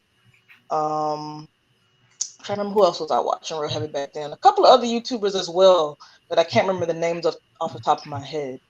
I forgot too, CK. Thanks for reminding me, not to interrupt, but Matt Dillon. Matt Dillon, Atheist Experience. Like, that's with him, he was the one that helped me realize that I was an atheist, actually. Me too. I was like, shit, I'm an atheist. You know what I mean? And just from there, going into college and taking science courses and whatnot, start dabbling into like reading science articles here and there, reading some history stuff here and there, watching some documentary here and there. I hope people don't, get the assumption that I was always the pseudo killer that you see today. Just because I left the NOI and I was an atheist, mean that I still didn't hold on to a pseudo ideology that I picked up from the NOI. To be really specific, I mean, let's just call it like it is, the black supremacist ideology that they preach in there. I still held on to that for a good few years after I left, and even some of the I guess you could say, misinformation with thinking that white people are trying to kill us. They trying to put stuff in the vaccine to kill us, and they always doing this and doing that to the black man and woman and all that good stuff. And it took some years to get that kind of ideology out of me. Like, I didn't go run into the Hebrew Israelites. I didn't go run into Egyptomania, but I did end up picking up some pseudo shit. You know, I still ended up picking up pseudo stuff. Like Sosa mentioned earlier, I captivated by the ancient alien shit. I didn't really think that the alien part was real, but it's just everything else seemed interesting. It just interesting because I was really into sci-fi. You know what I mean? So there was a part of aliens, really, but like everything else sounds so cool. Like it kind of made me think it was possibly true. You know what I mean? And just the way that they put it together. You know what I mean? Trying to incorporate all these other cultures and their little mythologies. And then I got really captivated by this one documentary called Zeitgeist. And that's where I got first introduced to, I guess you could say, socialism with the Venus Project, and they're based right here in Florida where I'm at. You know what I mean? And eventually I ended up kind of letting go of the whole conspiracy theory shit with the Zeitgeist because just doing I ain't gonna lie, I didn't realize the time until like a good couple years later, like right before I kind of ran into Ankh and them. You know what I mean? So back in like 2016, 2017, that's when I was like, I don't think I can get down with this no more. This shit seems a little crazy as fuck. But Venus Project, I was like, yo, I'm feeling them. You know what I mean? I would love to live in a society where, you know what I mean, we doing this and doing that, and we're working together as a people, and people aren't killing themselves working every day, all day, and instead doing things to help the environment. And that was around the same time that I kind of started getting into evolution a little bit too, you know, through listening to atheists like Richard Dawkins. And you know, it was just really awesome. You know what I mean? Like, I really, you know, I know that some people may look at our experiences and see how a lot of us, you know, got influenced and motivated by white people. You know what I mean? But it's just what I got exposed to at the time. I'm sorry. I can't think of too many black people that really motivated me and inspired me around that time. Can't really think of too many, you know, black atheists that I got exposed to around that time. The closest one I can think of is Neil deGrasse Tyson. And he's not a strong atheist. He's an agnostic. You know what I mean? But I know some people, you know, huh? Yeah, that's a weak I wouldn't go that far. I wouldn't go that far. No, that's what they call it, like, though. That's what they call it. That's weak atheism. Look it up. I mean, let's just call it like it is. I think they call it soft atheist. Soft atheist, yeah. You know what I mean? I always was a strong atheist. I never was a weak one. You know, once I kind of figured out as a kid, that mother flowers were making shit up and then using that to control people, using that to subjugate women, using that to make children property, using that as an excuse to take shit that don't belong to them just because they feel like they can. I just was like, you know what? And especially once I got introduced to the whole evolution shit, well, not really introduced, like, because we learned about it in college, but I didn't really get into it until towards like the end of my college years. And I was like, you know what? Like, we came up with these fucking concepts. Like, I'm like, yo, like, none of us would be believing this shit. None of us would be practicing this stuff if it wasn't for human beings coming up with it. So I just told myself, like, yo, I could never see myself being a weak atheist or being one saying that, oh, you know, this possible. No, it's not possible. We made the shit up. We came up with it. You know what I mean? Whether you want to, you know, be nice to some people or whatever and give them a little bit of wiggle room, hey, do you? You know, I see nothing wrong with agnostics wanting to say that, hey, I don't know. Or you have those other agnostics that say they don't care. You know what I mean? And that's fine. I don't feel like me as a strong atheist that I have to push them in one direction or another. I'm just glad the mother flowers and push their beliefs on other people. And me as an atheist, I don't go around trying to push my beliefs on other people. But when those religious mother flowers get to trying to push their beliefs on other people, especially children, for me, it's the children. Because these kids don't know better. And I'm not going to lie, I'm being a little bit spiteful because I kind of got done the same way as a kid. Yeah. You know what I mean? You're taking children that don't understand what's going on in the world. They don't know right from wrong. They don't get a lot of those critical thinking concepts that you don't get until you become older. And I feel like people that are adults, they take advantage of that, yo. They take advantage of that as a child so that they can mold you and shape you into something that you probably wouldn't even do if you had more choice, if you had the truth. I see nothing wrong with kids or anybody for that matter learning about, you know, the Hindu faith and learning about what Muslims believe and how it came about. You know what I mean? I see nothing wrong with any of this stuff because it's history. You know what I mean? It's the truth. But to be forced to believe it, oh, you have to go to church. Oh, you have to read this Bible. Oh, you can't, I'm disowning you. You know what I mean? I got a problem with that. You know what I mean? Because just because it's gay or they're transgender doesn't mean that they don't care about their people. Just because they like someone that's the same sex as them, it doesn't change the fact, you know what I mean, that they care about history, they want to learn about science, they want to teach people the truth and all that good stuff, and that they'll treat you right. And I have a problem with that when it comes to a lot of these religious belief systems. You said what? What'd you say, CK? What's that? What'd you say? Say it again, or what? I missed religious belief systems? Or Yeah. what I said before that? You say transgender. Did you say that, or was I tripping? Yeah, I said transgenders.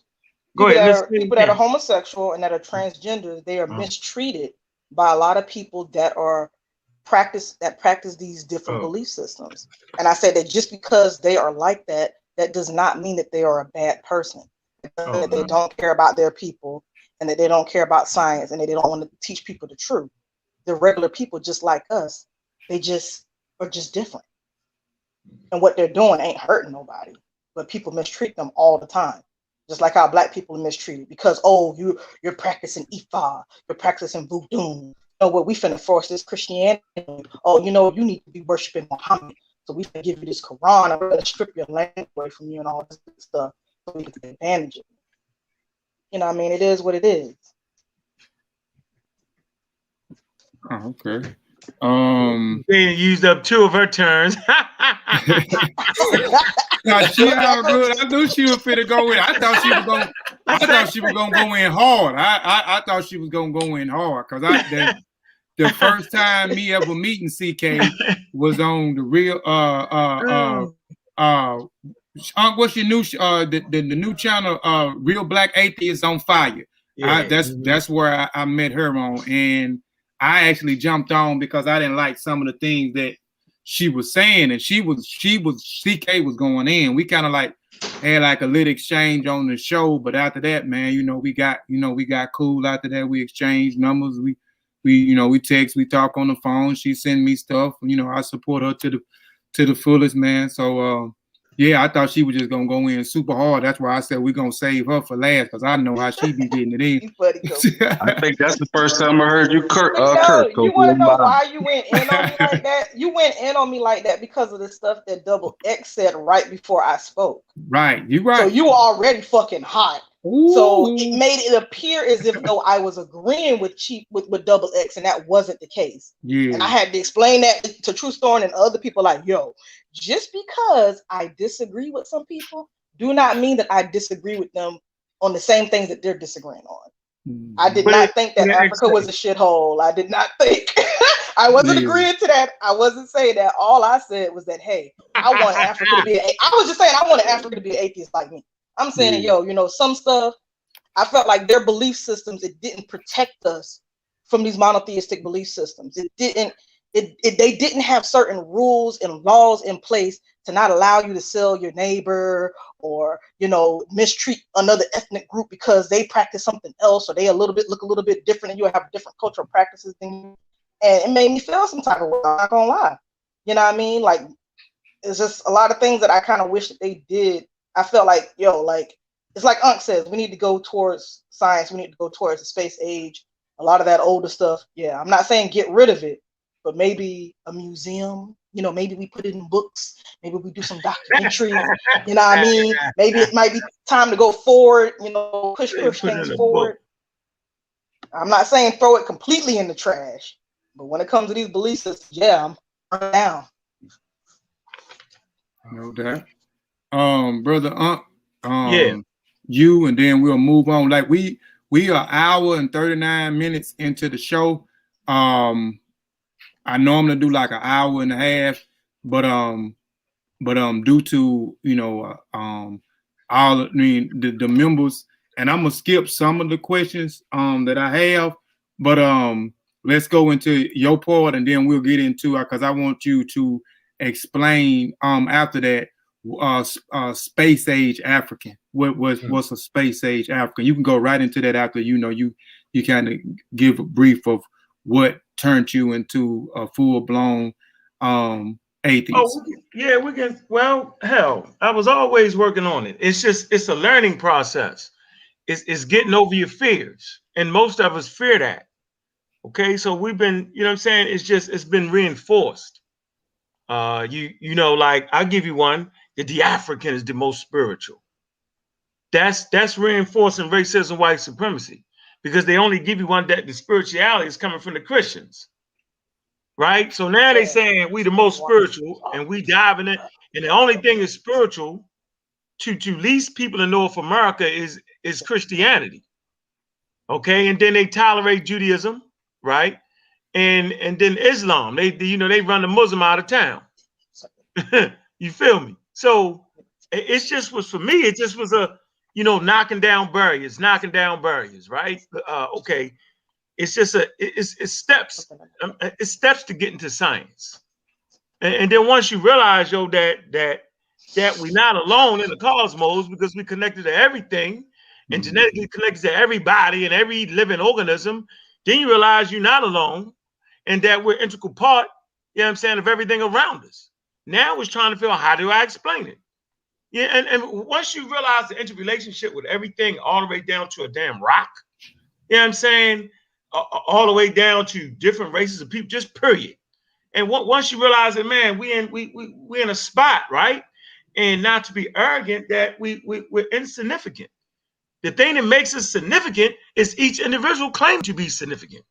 But in the grand scope of things, based off of the sheer size, that's why they say the known universe, right? Just like you can't, it's unfathomable.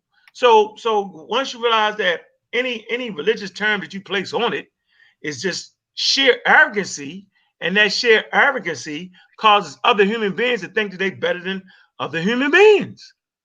The arrogancy of a Christian to think they got the God. I'm not knocking Christianity, but you don't have the God based off of over 47,000 systems. You know what I'm saying? So it's just that I like to hear them talk, because I can always beat them up, bro. So what makes you think you got the God? And the discounting of African gods, like so let me accept all the gods. People get mad at me. I accept all the gods. I want to know what each god meant to that community. Let me see the working understanding of what that God meant. I got the dictionaries. I think I've showed them before. Dictionaries of gods. I mean, you know what I'm saying? I actively enjoy studying the gods.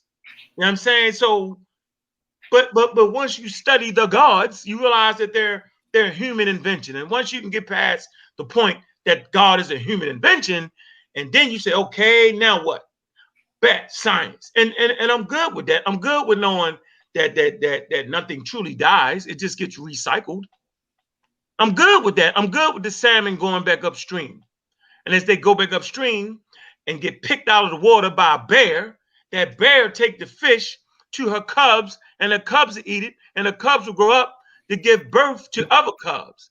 And as that salmon continues to go upriver and dies on the banks, right, it'll actually furnish the forest. It'll feed the forest. It'll decompose and feed the forest and give nutrients to the trees and the mushrooms and everything. You know what I'm saying? On the forest floor, the ants will disintegrate it and pass it on. So I'm good with that, understand that. So once I realized that death feeds life on planet Earth, I'm good. Okay. You said something, man, I was trying to think of it while you was talking, because you was, you mentioned the rocks, and you were saying something, I don't know, man, it might have been last week before last, you were saying something, how even important the rock is, and you made me look at the rock totally different. Most of us think that the rock is nothing. I'm trying to think of how you put it. I know what I was talking about. The rocks give you the whole evolutionary history of planet Earth, dog. Right. Like, right. Dude, like that's deep to me. Right. Yeah, like, man, life is stranger than that's this, how we man. figure out. Yeah, that's how we figure out the age of the Earth and the universe and the planets, and we know how what the moon is composed Right. of through the rocks. You know what I'm saying? Right. It's deep. Yeah. So hey, what the hell I know? But go ahead, bro. Yeah. But Sutek, man, I forgot about you, brother. You got anything, man? You want you would like to ask, man? Yeah. Let me ask, what do y'all think is a good strategy to get our people more interested in science? Entertainment. Yeah, we doing it. These shows right and I here. would say and I would say Not too, entertaining, people ain't gonna watch it. like Neil deGrasse Tyson do too. Like some of the scientific terms and the terminology may be somewhat complicated to the layman, because just like with a computer, you got to learn the lingua franca of whatever you study, whether it's science, whether it's psychology, the languages. So you got breaking it down in a form, in bite-sized form, where people can digest the information, where the actual terminologies and the understanding of definitions don't lose them.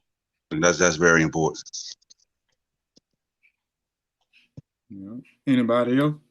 What was that question again? Man, jumping in the field and bringing it back home. You know what I'm saying? Getting out there in them labs, or getting in there and getting these instructor licenses and stuff, taking it back to the community, making it a common discussion among men in the barbershop or women in the beauty shop. You know what I'm saying? I get around the homeboy, we ain't got to talk about the big booty sisters all the time. They talk about the rove on Mars as of a couple of days. You know what I'm saying? So yeah, and you I got to push it to the kids.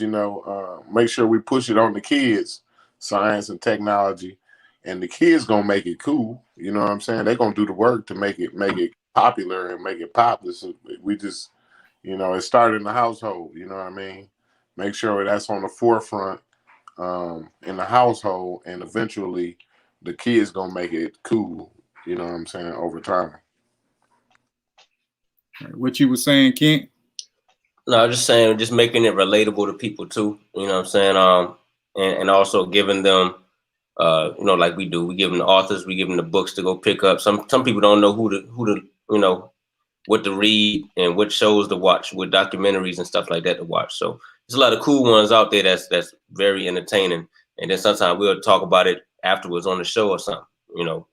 I mean, it's just making people aware of it and making it relatable.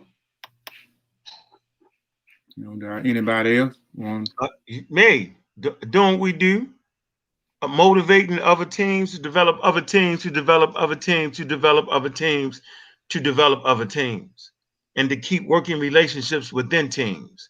Like I forgot to mention that brother Shawn, right? Kofi Piesie research member, I'm a Raw Squad official, okay? Mossi clan warrior, and a pseudo killer. And so this will keep the continuing of the vision of making sure that at the center of what we do, whether it's African spirituality, whether it's because all the teams, like, you can't be a Muslim, Christian, or Jew. Like, that ain't changing.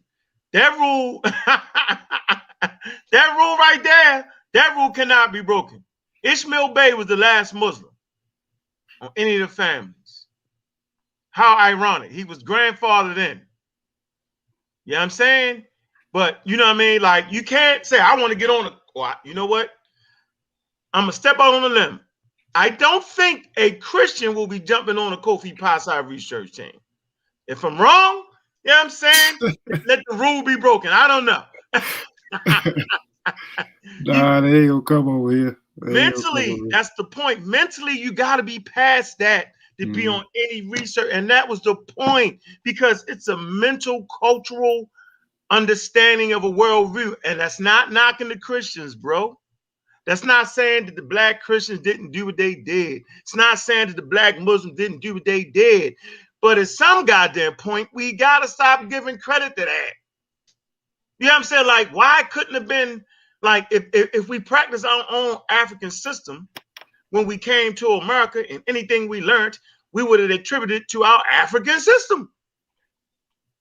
Like, let the ancestors speak. What am I saying? So what we created, yo, was great.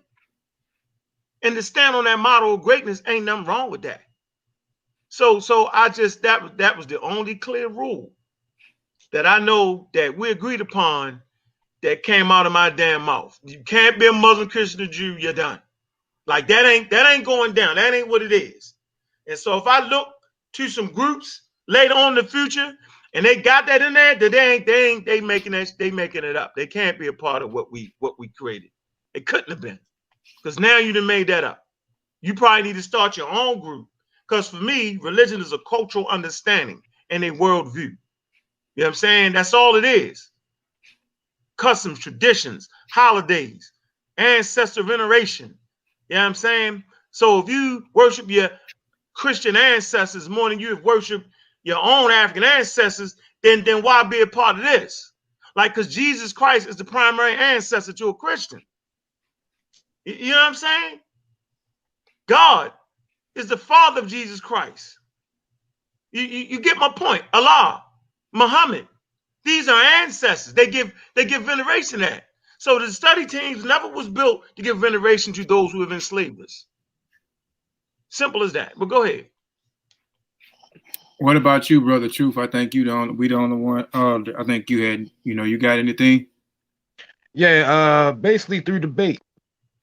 What I've noticed is a lot of people, they have fun during the debates. You see what I'm saying? And it's from them being entertained that they can learn. You know what I mean? So that's what I think. The more we go in and bust people's heads or have the debates, you know what I mean, the more people will learn and the more people will see the real information. No doubt. What about you? I forgot about you, Chef. I see you in there cooking up something or burning up something. He back there cooking again. Go ahead. With that elderberry. I'm definitely in here trying to make myself a Sunday dinner while I'm talking to y'all. With the elderberry. I agree. I agree with what everybody is saying far as wise the atheist point, but for me, like I really don't debate religion, like, because I understand that that's just where somebody wants to be at. You know what I mean? Like, when I was in the religion, as other information was coming into my mind, I just decided to be there. You know what I mean? So even when I tried to step away from religion and I started to deal with, maybe the overall concept of God is real, that's somewhere where I agreed to be at. It's the same way where I decided to be an atheist. I agreed to be that. So anywhere you at in life, for the most part, after a certain age, you agree to be somewhere. So I really don't get into, like, I talked to Pastor Bennett about different concepts in his religion, but not the reason why he's in the religion. I don't get into that because I know he already agreed to be a part of that religion. So it makes me know, never mind. Like, he a grown man, he can decide to do whatever, you know what I mean? So, but that's where I'm at with it. Okay. And Sutek, I'll let you got another question? Because I want to get into something else, and then I want to, end the show with the vaccines. I want to get into these vaccines with the COVID-19 and the vaccines. Go ahead. Yeah. How can we tie in these scientific fields with history? Because we deal with history over here, and we need to understand how all this shit ties in together. So you can't have history without science. So can y'all break that down? So we just gotta honor the historical people who dealt with science. Like my man Ron McNear, you know what I'm saying? A black astrophysicist. He was the second black man in space. He was he graduated, got his PhD from MIT. You know what I mean? Like, it's a lot of Black historical people who played a pivotal part in some of the scientific advances that we have today. You know, so I think we tie that history. I mean, if we tie those historical Black people in, I think that's what'll. If we venerate those people and we honor those people, that's where we'll history in at. And I'll just say, you know, like what you said before, you just kind of really answered the question. Without science, you ain't got no history. There's no history without science. Right. Because how they gonna figure out what to use to write on? How they gonna come up with the papers to write to write the stuff to record the history for you to have? Not only, you know what I'm saying, and any civilization that were great, they ain't had that science behind it to know and learn. They wouldn't have lived long enough to be here to pass that knowledge on to you. So without science, there is no history. I would also say, how would we even know humans started in Africa if it wasn't no science? You know what I'm saying? Like, and if we go further and further back, you know, that's history. Like, it's, I know Sosa mentioned a show that comes on a couple of shows ago, PBS Eons on YouTube. You know what I'm saying? They talking about like long time history right there. You know what I'm saying? So, I mean, that's science is history kind of in a way.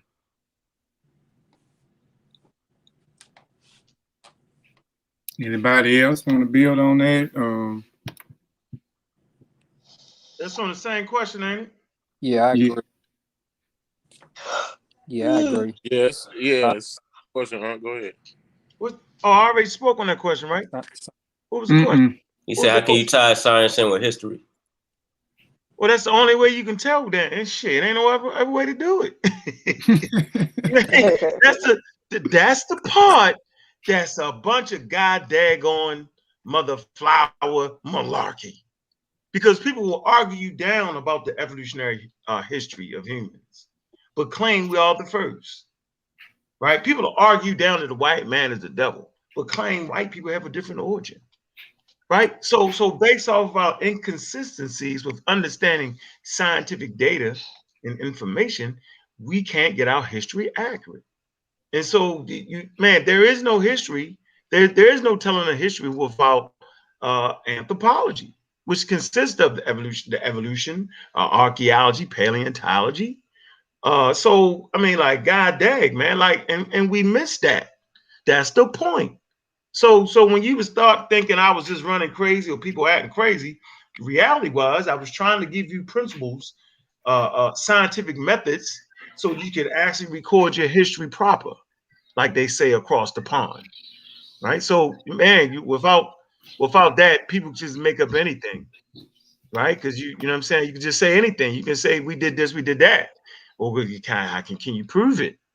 Where's the records at? How do we do it? Do we understand sources? So there's a lot to go into it. So, I just wanted to give the average African American tools to put their story together after me going through a long road of malarkey. You know what I'm saying? I don't think we have to imagine if I started out scientifically literate, I wouldn't have spent them 5 years in a cult. Right? I wouldn't have spent that time. That's just like the brothers and sisters in the Nation of Islam, just based off of their leadership. Their leadership is cult. Because there's one leader. There's no room for scientific investigation. And so on this podcast right now, what I would like to say is, I'm screaming at the Nation of Islam, right? Since they always talk about what ain't right and want to give out pamphlets in our community, I'm saying though, why don't y'all just, with all the money y'all get out of the Black community, why don't y'all just go ahead and send some 18-year-olds right now, go ahead and send them to college, send them to biology school or immunology school. You know what I'm saying? Why don't you go ahead and take a trip down to Johns Hopkins, right? Baltimore, Maryland, for all those brothers that call me, go to Johns Hopkins, sit in there, get that real information, get qualified, right? Come out with a campaign to force African Americans to at least give $5 on a regular basis, right? And we can all see where the money's going so we can build our own independent body of scientists. And then we ain't got to hear this nonsense about we don't this, we don't that. Well, you can do like the white people don't trust. They don't trust the government. They don't trust nothing. That's why they have independent body of scientists and check the results. So why I'm saying why can't we have? Because I'm tired of. Why does that have to be an excuse? It's $5 away. Think about it. We got 51 million people, $5 a piece. Yo, then we could fund a nice little science center, okay, that could have all the equipment that could check vaccines or whatever medicine we wanted to check. So don't talk me to death. And until y'all can get something better than that, then we're at the mercy of what the body of scientists are doing right now. Okay.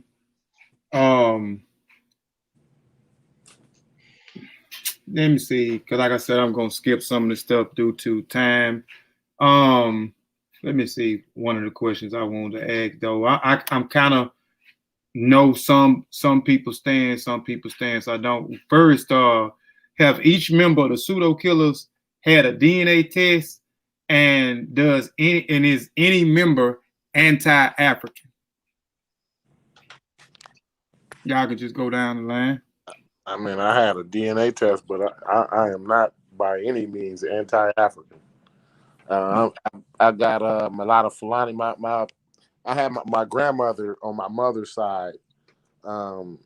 She got we paid for her to get her DNA and swab years ago, and she had a lot of Khalfani in her from Nigeria, and a whole lot of everything in her. A whole lot of Ghanaian people in her, and but mostly Nigerian, Fulani from Nigeria. So, have you studied anything from the Fulani? I'm not saying practice any of their traditions, but have you just actually looked into, some of the customs and the traditions and the language? Yeah, I know. Well, I know the particular area they in. They kind of like came from the east, and it was already people there where in Nigeria where they was at. I think it was like the Hassan. I might be pronouncing that wrong, but they kind of conquered those people. They dealt in cattle, a lot of cattle and stuff like that. As far as what I read, I ain't really going in that deep, but I know they had cattle, so they was able to move around pretty good and trade and a lot of trade and stuff like that. Okay, yeah, you got cattle, you got money. You got that cattle, you got money. Yeah, I guess. What about you, Brother Malcolm? And then we'll go to True Ministry, and then we'll Chefreen and go down the line with the rest. Yes, sir. Yeah, I took a hell of a paternity test and a DNA test. I took a DNA test. It wasn't as detailed probably as the one that I would like to take and will still take. I plan to take at least 2 more, but it did give me, some of my autosomal DNA and some of the lineage. Gave me a few of the DNA routes of the ancestors. So it was definitely some tons of West African and West and Central African DNA.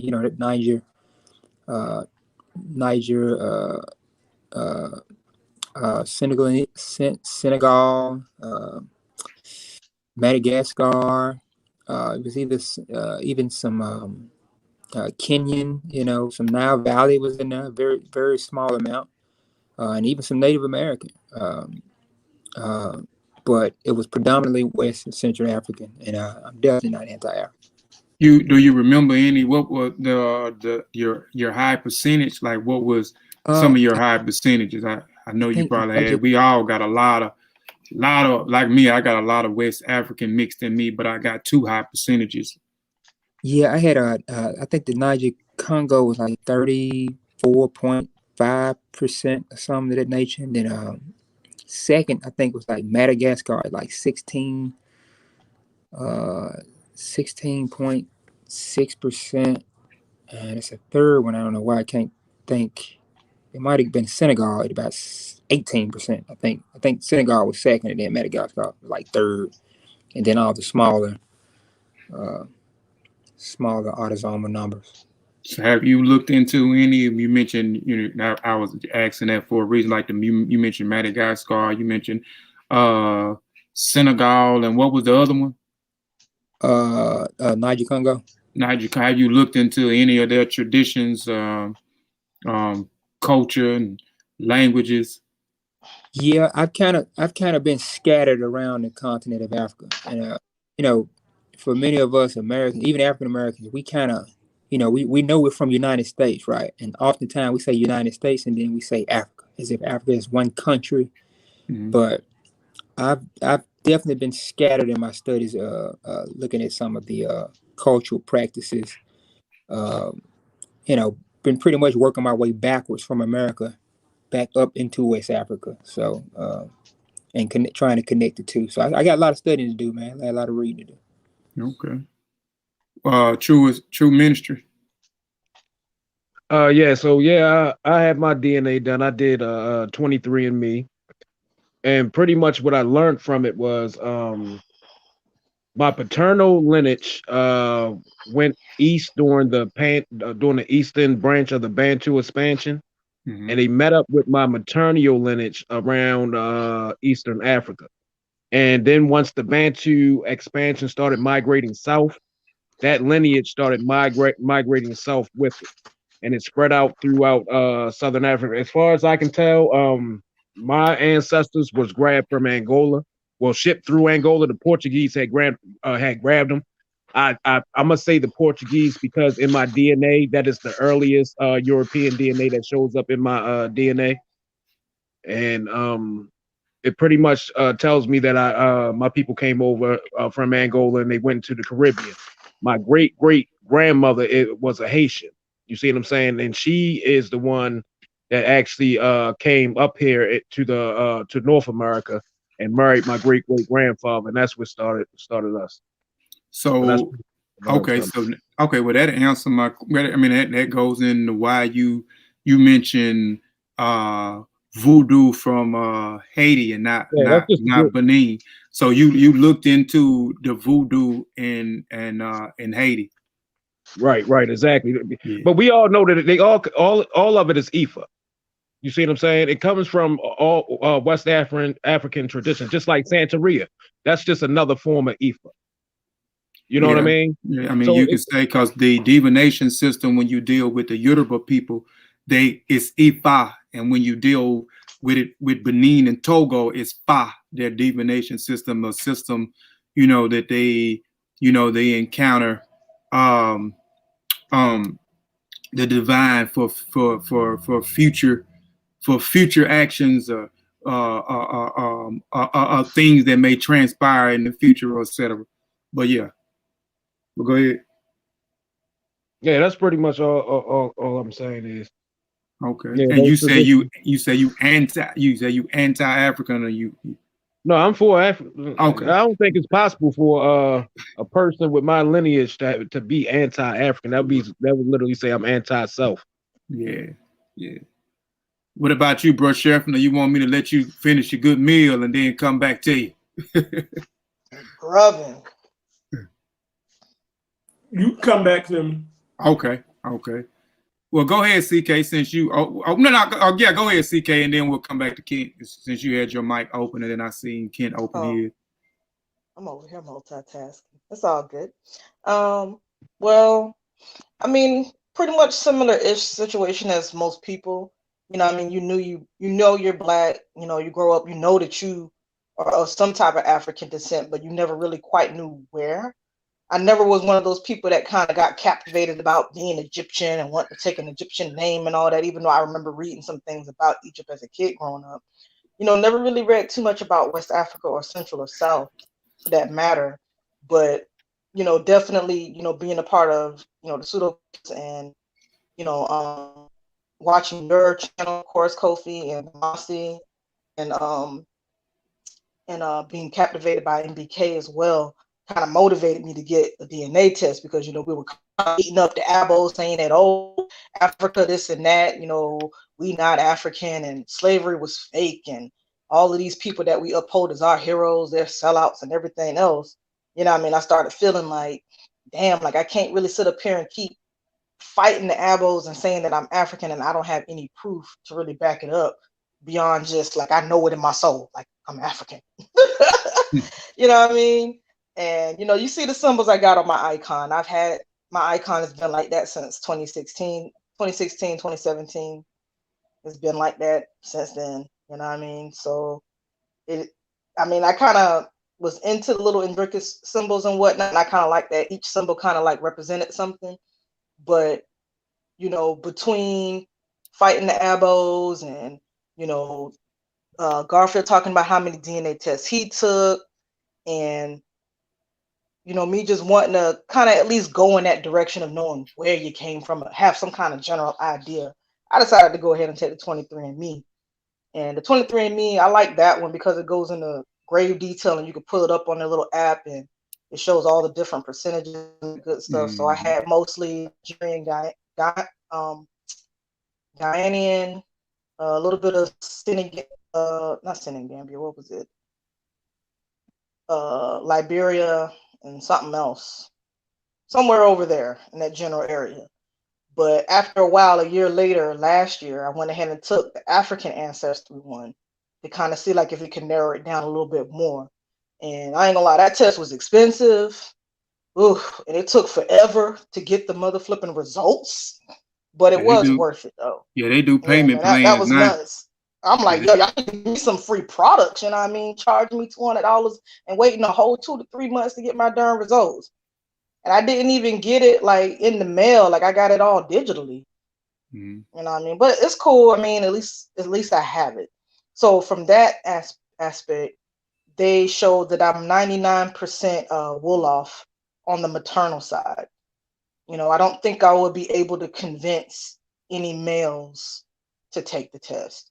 Maybe my youngest uncle, maybe my oldest uncle, he won't do it. I already know because he doesn't care where we came from. He doesn't care about Africa like that. Now, my dad, he's in the NOI, so, you know, he's captivated about white man, this and that and that and this. So he's not too enthused with nobody, his DNA.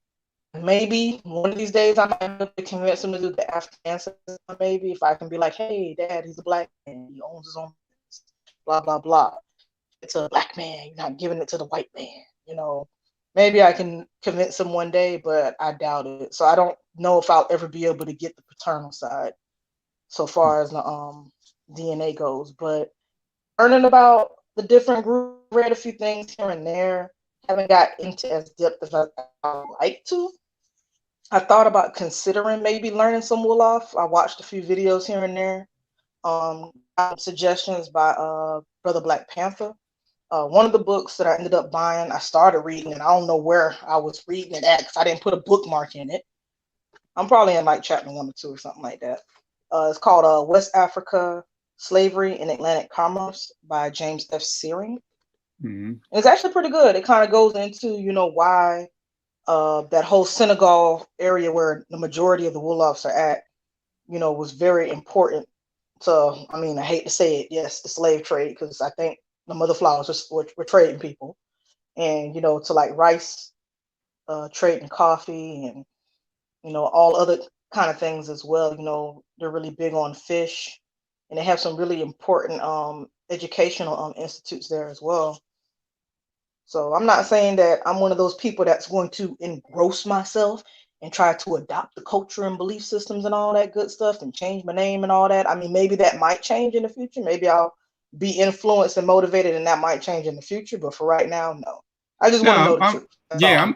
I'm asking because I mean it's nothing. Nothing wrong with. Now that's why I'm asking. You know, asking the question and. You know, have you just looked in, you looked into it? Like I study Africa extensively, a lot of the different ethnic groups and the culture and traditions.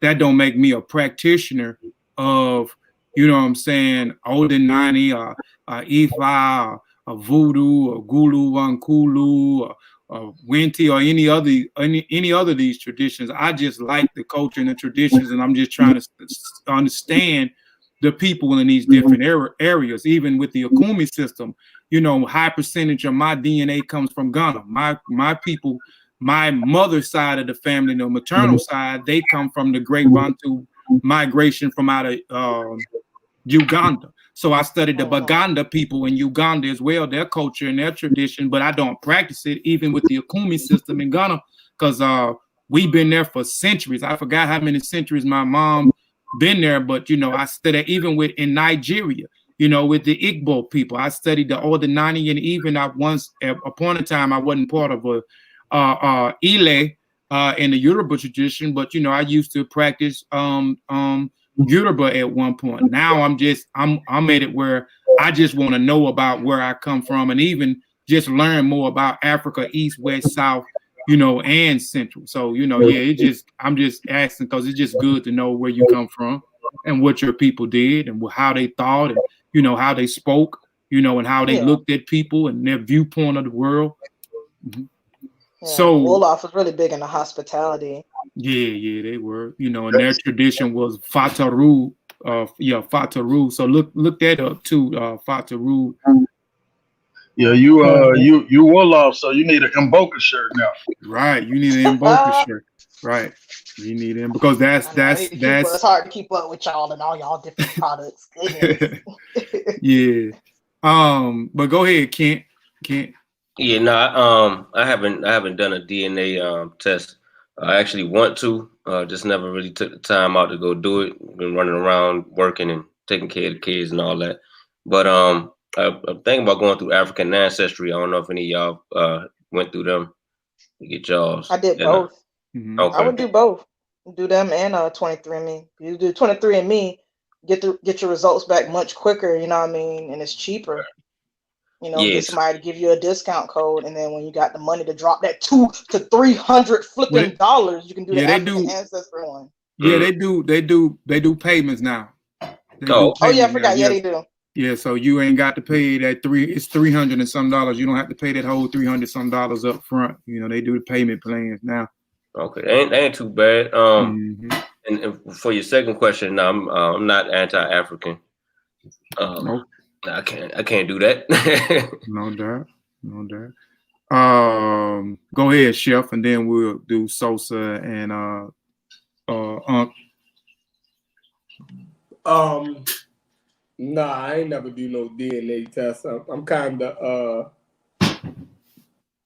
you know, I this is crazy. I watch the results on YouTube a lot of people who get their tests back. I like to watch Caribbean people who get their tests back.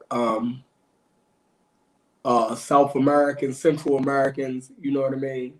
When they find out how much African they got in their DNA is always shocking to them. You know what I mean? So no, I never did it myself. Kind of scared. That's crazy that we can actually have this conversation because, you know, my family is very light and wavy head. You know what I mean, for the most part. So me being in my family, I'm probably the most pro-Black. You know what I mean? So, you know, they always saying, boy, we got that. You know what I mean? So you be tripping. So, you know, I ain't want to take it because, you know, my family, I don't want them to, you know, have another jab at me. And no, I'm not anti-African at all. You know what I mean? I question a lot of stuff about Africa. Being as though, you know, I took a pro-Black stance, you know, very early in my life. Now I'm to the point where I question everything. I don't romanticize it anymore. In my early studies, I romanticized everything about Africa, you know, and I think I did myself a disservice. I stagnated myself. So a lot of times when y'all hear me questioning a lot of things, I'm not coming at Africa or Black scholarship And I'm questioning myself because I took a lot of that information in, right? I'm actually challenging myself. If I can challenge the religion that my parents gave me, right, then what will make people think I won't challenge, you know what I mean, information that I picked up, you know what I mean, just by living. So I have no problem with challenging the validity of Dr. Ben's work. I have, you know what I mean? If I told you I was a firm believer in Islam. So if I could challenge the Quran, right, then what will make people think that I wouldn't? If I could go to church with my grandmother and challenge my grandmother on her religious belief, what will make people think that I wouldn't challenge Chancellor Williams? You know what I mean? Like, if challenging somebody's standpoint is disrespectful, then I was disrespectful to my parents. I was disrespectful to my grandparents. So what would make me think that I couldn't challenge somebody who put their work out to be challenged, to be scrutinized? You dig what I'm saying? So no, I'm not anti-African, but I do, for, you know, my life, I've been a challenger of information, and I think that's how I'm gonna go out. I'm a challenge. When I see a problem, I'm going to challenge it. So that's what no doubt, man. No doubt you're supposed to be like that. And you know, everybody know I'm pro-Africa, but you know, if you go back and you look at the various presentations I done did over the last 4 years of being a part of this so-called conscious community, whether you look on Kofi Piesie TV or Mossi Warrior Clan, we pride ourselves on not romanticizing Africa. So you will see on a lot of our presentations, we give you the good and bad. We're not going to romanticize and say that, you know, Africa is the hub of kumbaya and they did no wrong. So, you know, you're supposed to question everything, you know, and that's how I teach my son. You know what I'm saying? Don't believe what I'm saying. Don't take what I'm saying on face value. Question everything. I don't care how good it may sound coming out of my mouth or others' mouth. Question everything, man. So no doubt, man. You know, I am Sosa. We already know what you is, Sosa. Yeah. I did my DNA to my heritage. So I'm 92% African. I'm 6% Mesoamerican, like 6% Olmec. Shout out Van Sertima. And 2% Middle Eastern. You know what I'm saying? And actually no European DNA on my maternal side. Oh, you said you have no European? No, not on my maternal. I ain't done my paternal, but my maternal I got that 0%. Okay. Yeah. So mostly Nigerian, 13% Kenyan, and then the rest is spread out through the various parts of West Africa. So like I said, so most of my my culture is embedded in Geechee and Gullah history. Mm-hmm. So as far as the food we eat, you know what I'm saying? Before Christianity, my grandma, even though she practiced Christianity, she still would go to the root doctor. You see what I'm saying? So and would teach me about the the hag, and you know what I'm saying, I might not know what the hag is, but you know what I mean? You know what I mean? At nighttime, if I may have nightmares, sprinkle salt around my bed. So all those little African nuance, you know what I mean, forays is in the Geechee Gullah culture. You know what I mean? But so but definitely not anti-African. But I do challenge though African American specifically, you know, because your environment shapes your culture. And your culture shapes your God. So I always would challenge African Americans to, you know, create your own system. If you like Yoruba, right? And you think it's a beautiful thing, like there should be nothing that prevents you or makes you think that you cannot create your own system. Right. You know what I mean? So I do appreciate the old one too, and I'll let you comment on it. Oh no, yeah. I mean, you brung up a good point. And that's why, you know, if you go back and you study, like, traditions are based off your geographical location and what goes around your geographical location. So that when you look at it, it's an African invention or African perspective to create your own, because the people that was in the East, they created, if you look at the Lua people, you look at the Kikuyu people, you know what I'm saying? You look at the Bagandi people, whoever you're looking at, you know, their tradition is, and their culture and their worldview is based off of geographical location. Even though you look and you study Kimoyo, or what people call African or traditional religion, you know, you have some similarities, but there are differences because of the geographical location. And I make in volume 3, I have a chapter I think you would like whenever you get the book. I can't remember, man. I'll be writing all the time, but I'm gonna give you the name of the chapter. It's what's the name of the chapter? Hold on, let me go here. Damn, where is it? Chapter 5. Oh, what's wrong with starting your own kimoyo? So I break down a lot of stuff of where these ideals and stuff started and how they actually started, and certain people in different places. And you look, those cultures are created based on where those people resided, which is geographical locations.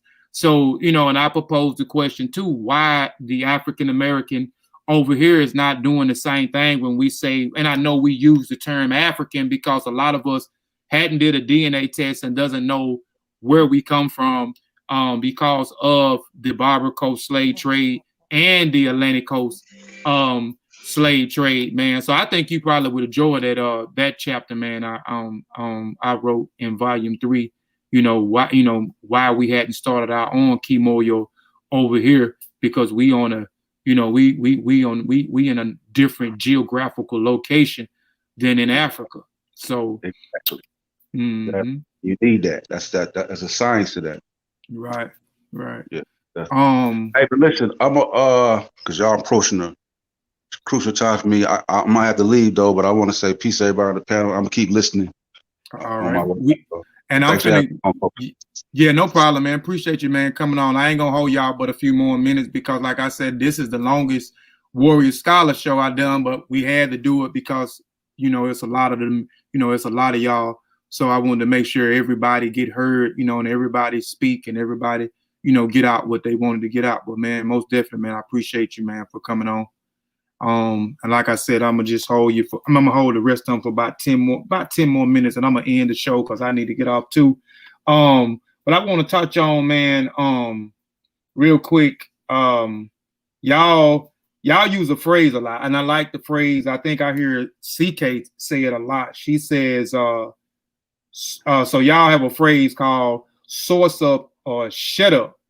And you know, I want to hear from Corey first, man. How important is it for sources? And the only reason why I said I wanted to, you know, start out with you first is because of, you know, I get frustrated a lot. Like I know Ankh be on a lot of platforms. Shawn be on a lot of platforms. I don't, you know, and so I go on and I try to support them. And I was watching the other day. I watched the whole show. I don't know how I was able to watch the show. I had to turn the chat off. So I went on Morris TV from the beginning. I watched it all the way to the last. I didn't watch the last 15 minutes. So I went on to support Brother Ankh. And you know, I seen you getting it off in them, and I was like, dang, I ain't never seen Corey like this. You know, I ain't never seen him like this. And you was frustrated, and I can feel your pain. Is, you know, and I tell Shawn this all the time. I feel like y'all wasting y'all time going on some of these platforms because it's always the sources are shown when y'all are talking. You know, it's not y'all not being emotional. You know, like on that show, they were just speaking from an emotional standpoint. Nobody presented and that's just not the only place that y'all, you know, they have been on where there's never no sources. So I see how frustrated you were with these brothers, you know, going back and forth, but they never presented the listening audience with any sources so they can go back and verify what these brothers is actually saying to be accurate or inaccurate. So how important is it for sources? We'll start with Chris and then we'll go down the line. Damn, I didn't get to share my DNA test. Oh, my bad. Yeah, go ahead. I'm sorry. Go ahead, and then we'll go into the question. I forgot about. I'm sorry, Shit, I'm gonna share my screen on this. Right. Do y'all like this? And this goes out to brother Chris because I ain't want to beat him up in the public on this. That's my man. That's our running fight. I ain't want. I'm gonna give him. I'm gonna give him a break. I'm gonna give him a break. All right. So yeah, we right here. All right. Damn, man. Thought I had that already set up. Let me stop sharing. Hold on. Man, yo. Shoot. Hold on, man. Let me get this right. Damn, I thought I had it. Oh, it's all good. 1 second. 1 quick second. Let me log in here. I thought I was already logged in. It came out. Come on, man. What you finna go in and log into your 23andMe account? Yeah, I don't fuck with 23andMe. Oh, which one you did? I got Gene Base. Oh, okay. About $700. Ooh. Crazy. Yeah, somebody gotta have to get it. You better get everything. They better give it to you in paper form, in digital form. It's saved in the cloud. They're sending you gifts and medallions and books. And... I can't. I had never heard of them, and I can't do no $700, man. I was struggling to do that 200 one, but I wanted to get one that was done that was more African based. Yeah, my wife it's crazy. Me out of here. Now go ahead with that, yo. I'm gonna get it. I gotta get back in. I don't know what happened. All right. Thing shut down. Go ahead. Go ahead, Concrete Course. So yeah. So source up or shut up. Yeah. It's definitely real important because when you're having a conversation, I don't want to be misrepresenting what somebody is saying, and so that I don't misrepresent what you're saying, let's put what you're talking about up on the screen. Plus, most of the time when we say source up, this is information that's either new to us or we hadn't heard it before. And so our thing is for the community to learn too. So we want to see where you learned it at so we can all be on the same page. You know what I mean? We don't want nobody to have no secret information, or I don't want to be the one with all the information, or don't want to be the one with all the information. We want to get out of the one charismatic leader, and we definitely, as you can see, nobody is leading over here. You know what I mean? Like we all are on the equal playing field here, and so by putting your sources up, that's the great equalizer. That's what puts everybody on the same playing field, so we can read that source and we can all understand it at the same time. So that's what helps the conversation move forward, and that's what gets down to right or wrong and truths and lies. You know what I'm saying? So that's the important. But yeah, I was definitely frustrated the other day for the exact reason you said, and I don't know that it's a waste of time, because it was one or two people in that audience that heard us, and they'll become more scientifically literate because of that conversation, and that's my only hope for each conversation. Yep, I found it. I got my thing there. No, you're right, Corey. I've always was the one that dove out there, right? And now I got a whole crew that's gonna dive out there. The Armor Raw Squad dive out there with me. You know what I'm saying? But we ain't doing our own projects, right? Shawn dives out there. That's what we do. If we don't dive out there, then who gonna know about us? So it's important for some of us, right, to do that. You know what I'm saying? Like, and when you get tired of doing it, then niggas be like, we don't want to do that no more, and I'm gonna keep diving. Yeah, I mean, it is what it is. Like, I'm not gonna sit around and let the Nation of Islam get bigs up on Black History Month, when I know what I know. I ain't making it up. They check too many boxes. You gonna check the cult box, right? Which I've been saying forever. Then you gonna check the Islam box, which I don't really care, right? Then you're going to check the Asiatic box, okay? And then you're going to check, I'm going to put some literature at your front door box, which means now I'm going out of control, throwing all the bombs. And then it's going to be in the middle of a pandemic. Now I got to get ugly, and no matter who step up to protect them, I'm going all the way in. Just that simple. It's not even, they just check too many boxes. And then it happened to be Black History Month. So no, I ain't praising, I refuse to praise a group of individuals that check that many goddamn boxes. Maybe next month I'll find something positive they did. Wait a minute, it's still a pandemic. So the pandemic got to be over with. You feel me? But let me stop talking y'all to death. Here you go. Let me put this up on the screen real quick. All right. So no, I don't expect everybody to get this right here, because it was donated, right? Yeah. So they better do payments like African ancestors. Shoot. Okay, so right here you see right here the E marker. Hold on, we don't. Hold on, let me do this. All right, you good? So yeah, you got the E marker right here, the Ankh. Okay, Ankh speakers in Kiba. Am I saying that right? K-I-B-I, Ghana. Mm-hmm. And 100%. And so these same types of people was found in Bakara, Cameroon, the Darfur, and Benin. 100%. All right. So yeah, let me do this real fast. Let me go ahead real quick. 1 sec. We go to this L marker right here. So that was now the mitochondria, LA. L3. All right. It's the mitochondria now. Hold on. I'm gonna share the screen. Now this is what I got for Chris real quick. I'm gonna show you. I'm gonna show you how. He was always talking about evolution. All right, let me right here. Let me share the screen. All right. These people who I'm closely related to. Okay, so Somali, East Africa's 70.33% right here. Then Nigeria, right? Let me just go down the list for you. Somalia. So more closely related, right? East African, indigenous population, okay, and Somalia. Then you see the numbers start dropping by the time you get to Nigeria, and they go down and go down. But let's see what's important about the L3 for me. This is what I had for Chris. I wanted to show Chris.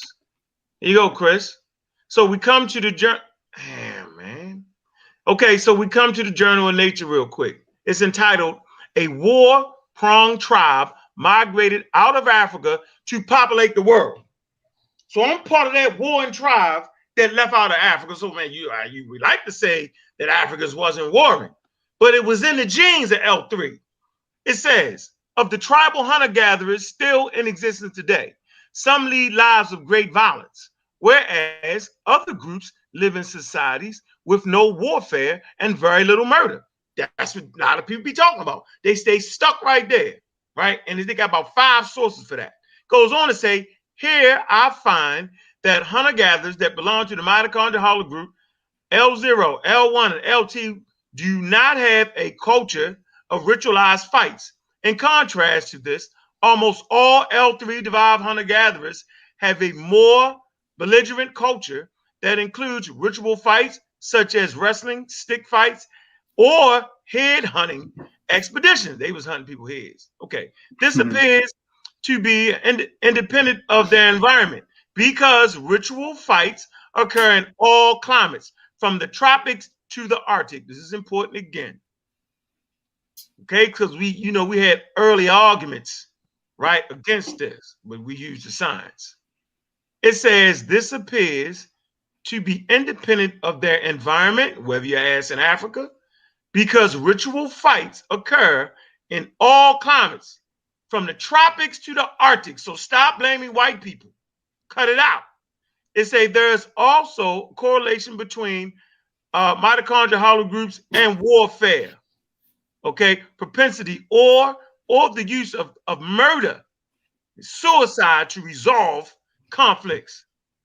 This is in light of the recent Out of Africa hypothesis, suggests that the tribe that left Africa for 80,000 years ago performed ritualized fights.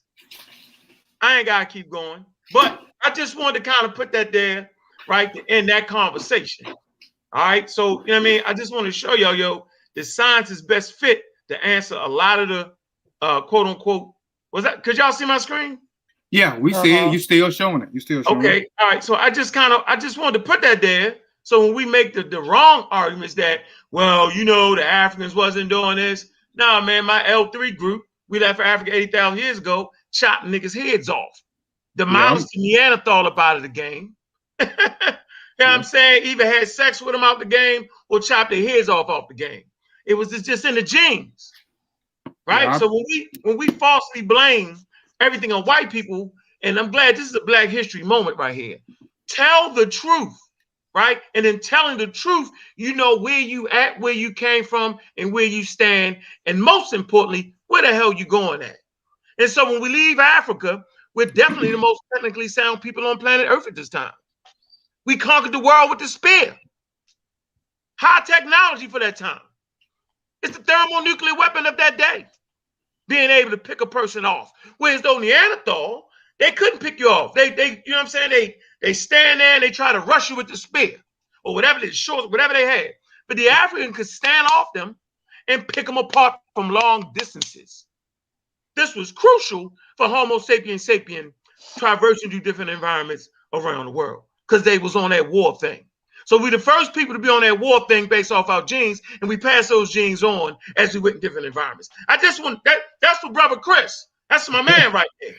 Right? I didn't want to get him right there, but I just wanted to catch a moment because I've been had this in the box. And so sometimes when the conversation really arises, right, and I feel like brothers can grow, like me growing, I'm not just saying other people growing, where everybody watching can grow.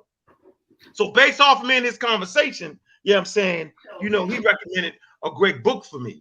But if I didn't have that fight, that battle with him, then he wouldn't have gave me one of my favorite persons. Yeah, I'm saying so I grew in that moment. So we all grow. I grow, we all grow.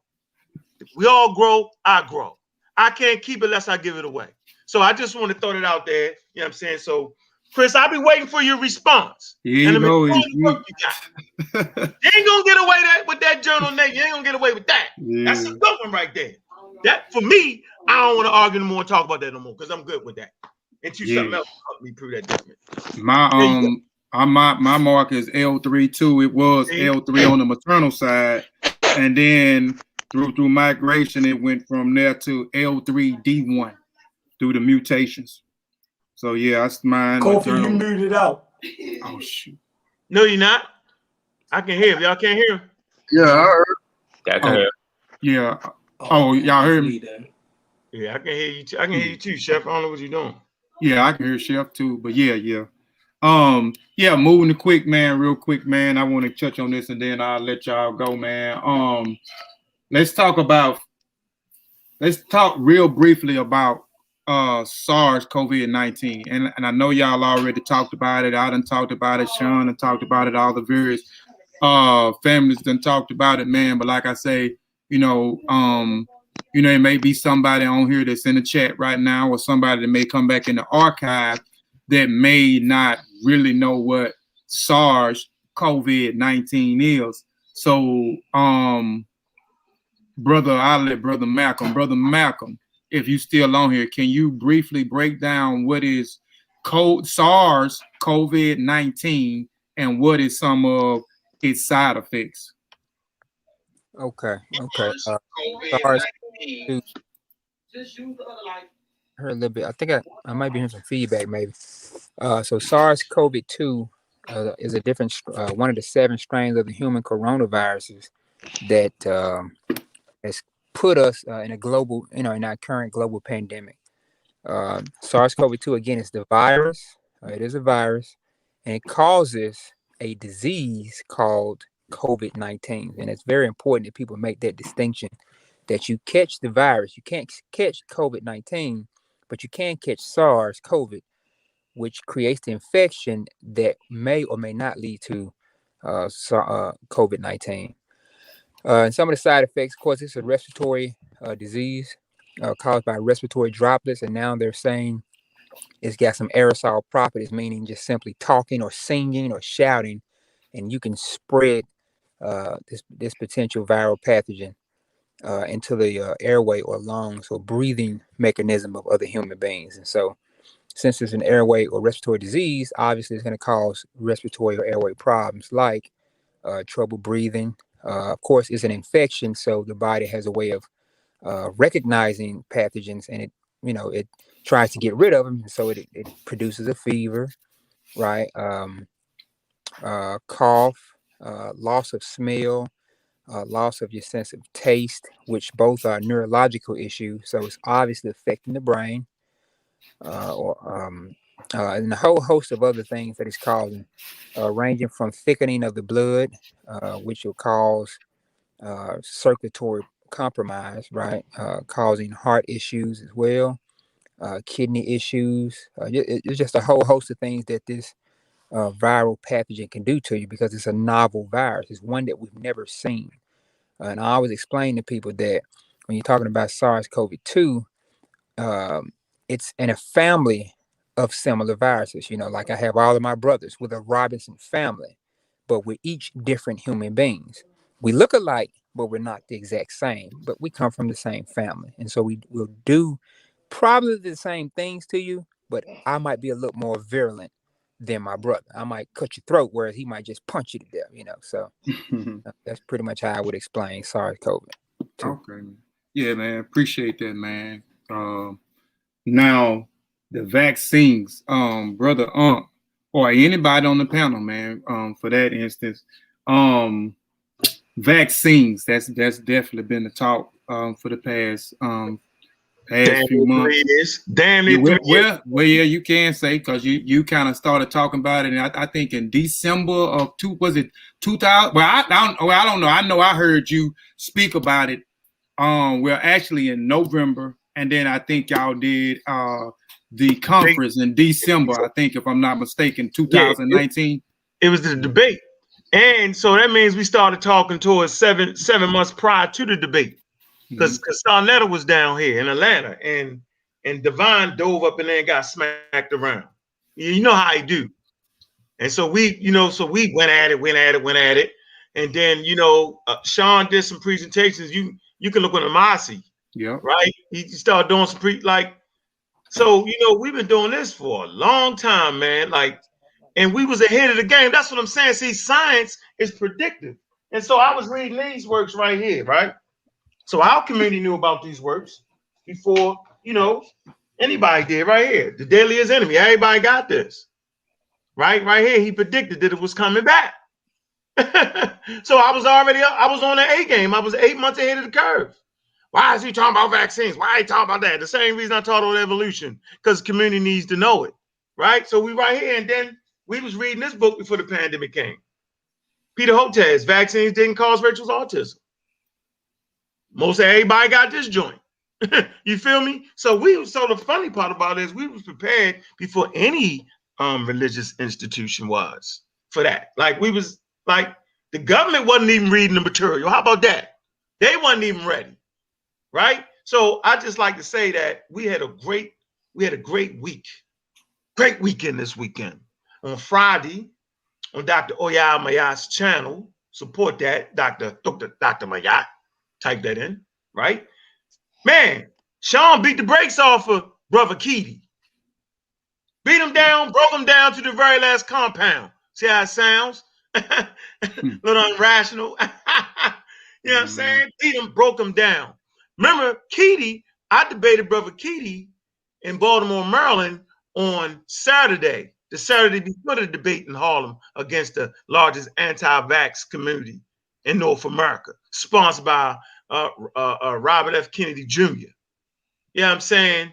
Also sponsored by Del Bigtree. He wrote he published 2 movies, Vax, Part 1 and Part 2. So Brother Keedy was my warm-up for that debate. He don't talk to me no more after that. See, Shawn was way too nice. Like I'm gonna always respect my elders, but we got a rule around here on the Pseudo Killas. For you to actually be an elder, right? You gotta be telling the truth.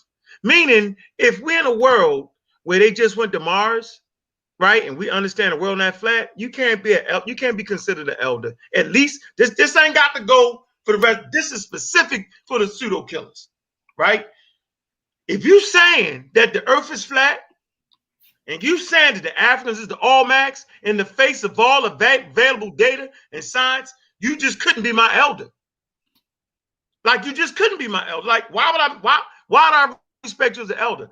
I will always respect you as an older human being, which is different from being an elder.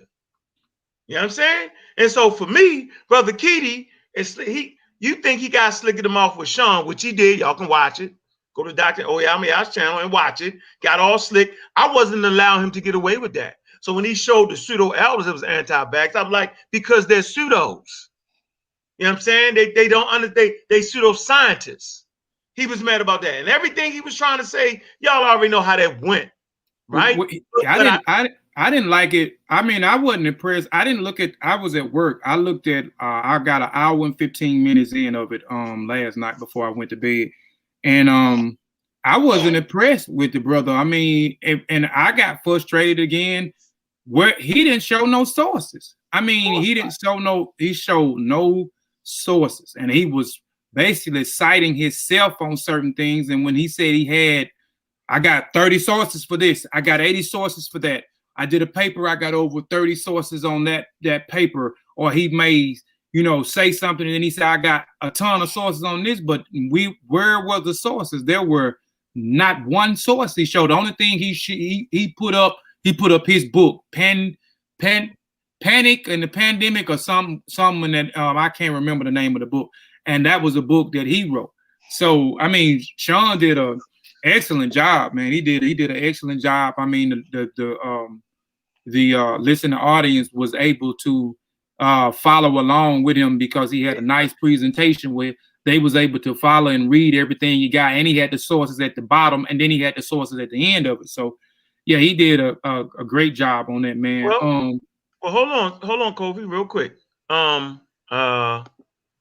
I think the most important thing, that conversation that we had, my fault that he had, it prepared us for that conversation that occurred on Saturday, which I'm in particularly proud of, right? The work that Shawn put in on that conversation.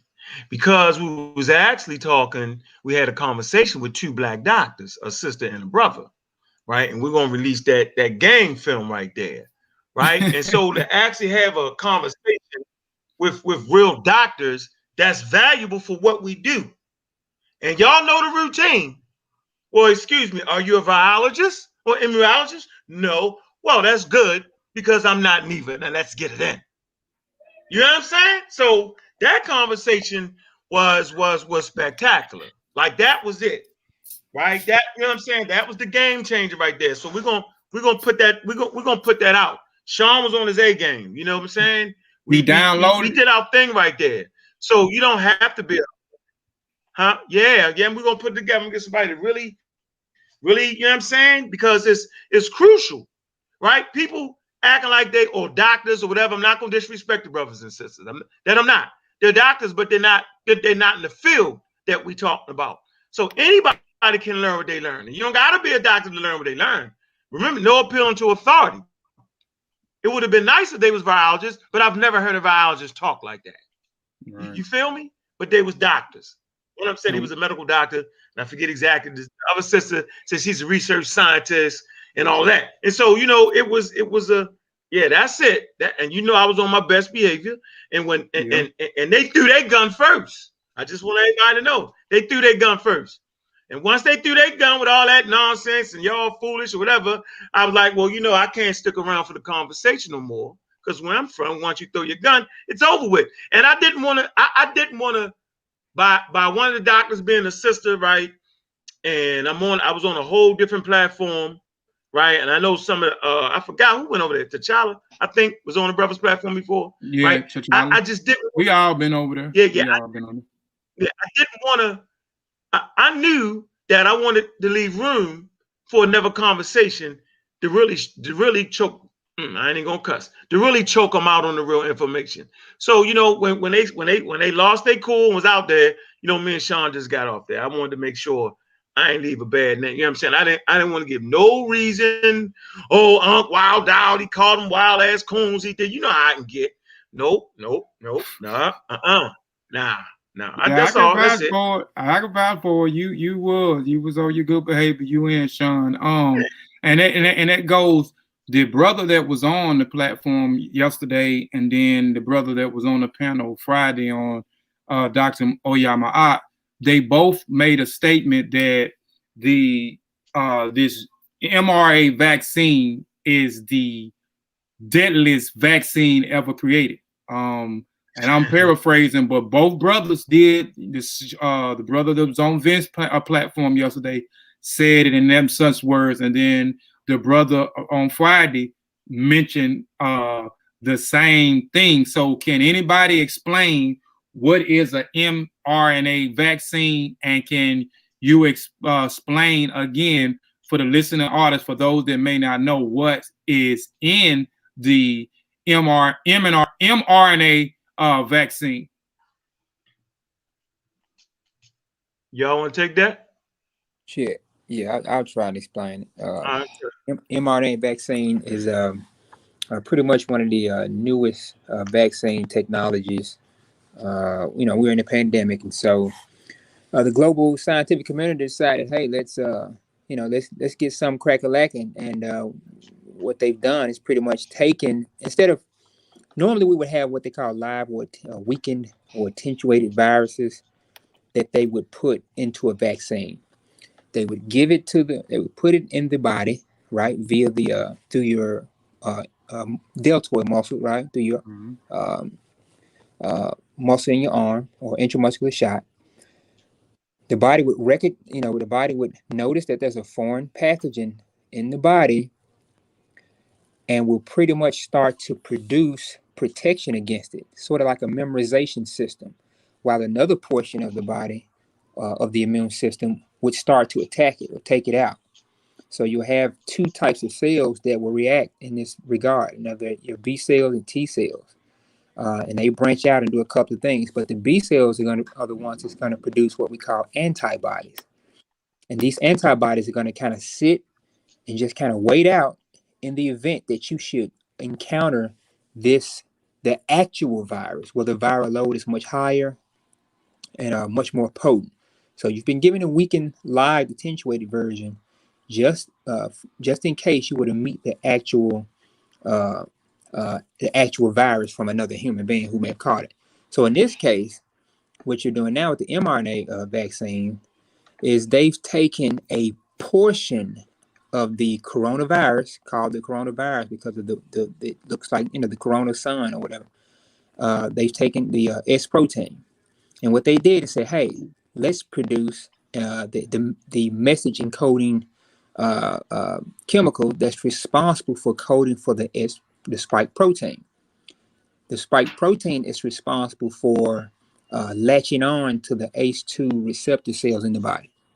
So in just giving that messenger RNA, which is what mRNA stands for, the body will only produce antibodies to a single part of the coronavirus, SARS Covid-19. Sorry. So instead of the body encountering, so let's just say I caught the coronavirus, right? I had COVID-19.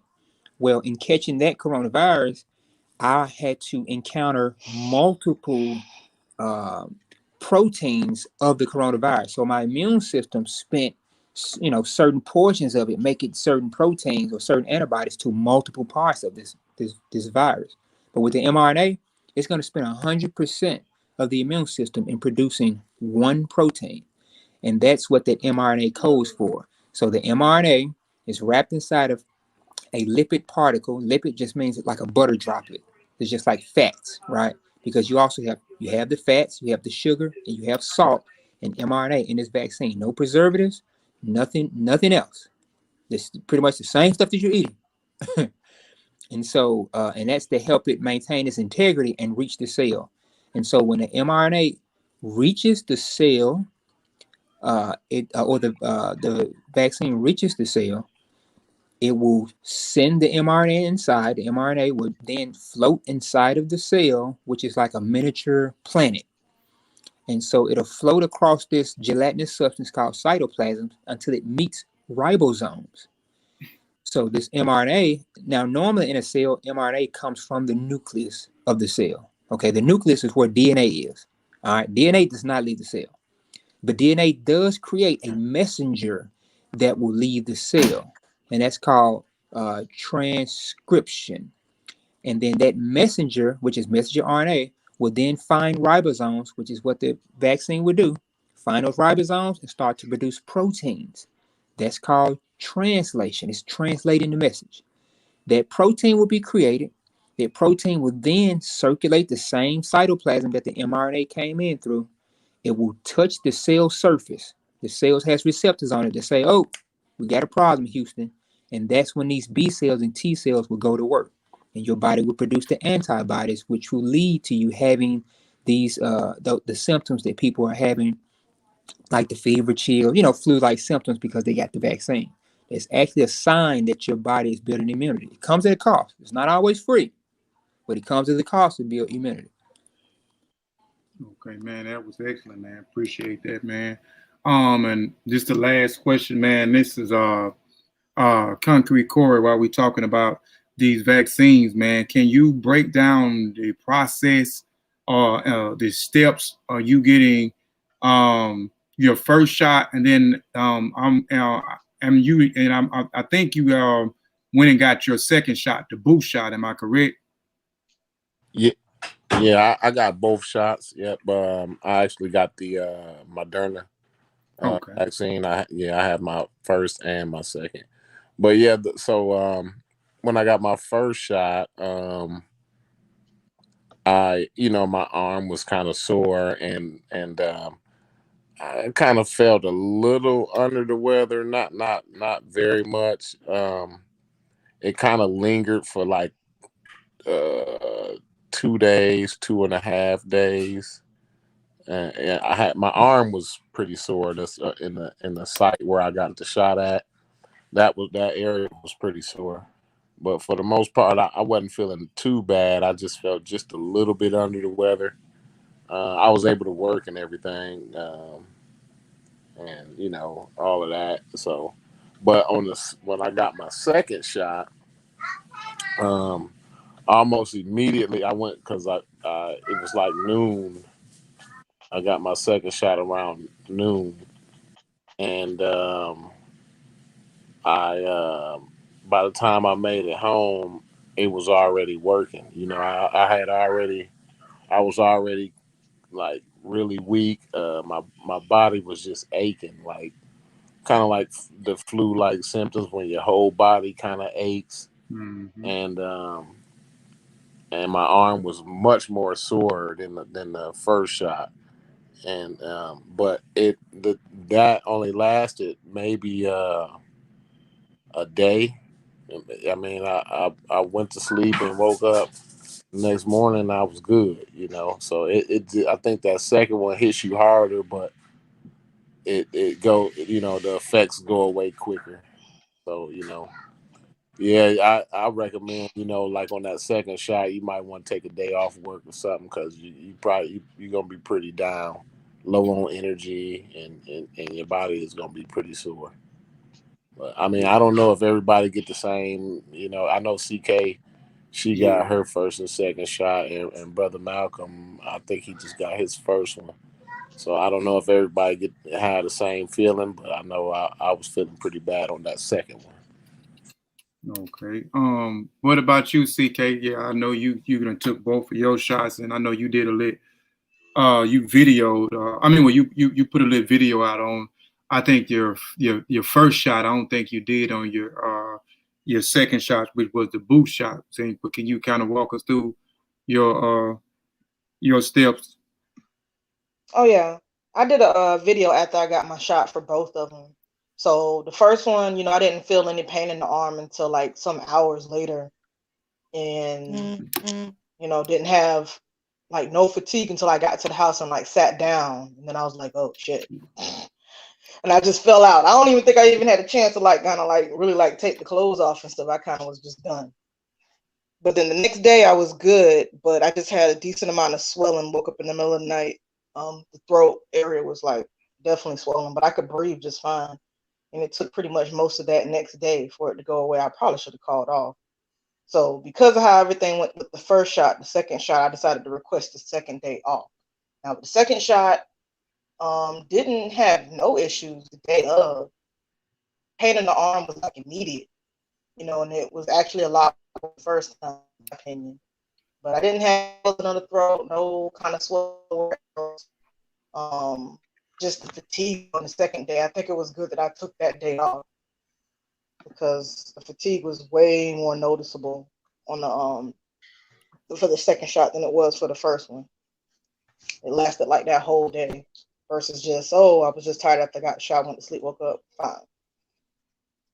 So I don't know. I think people should just gauge like how they do on the first one. And that pretty much would determine how they should handle the second shot.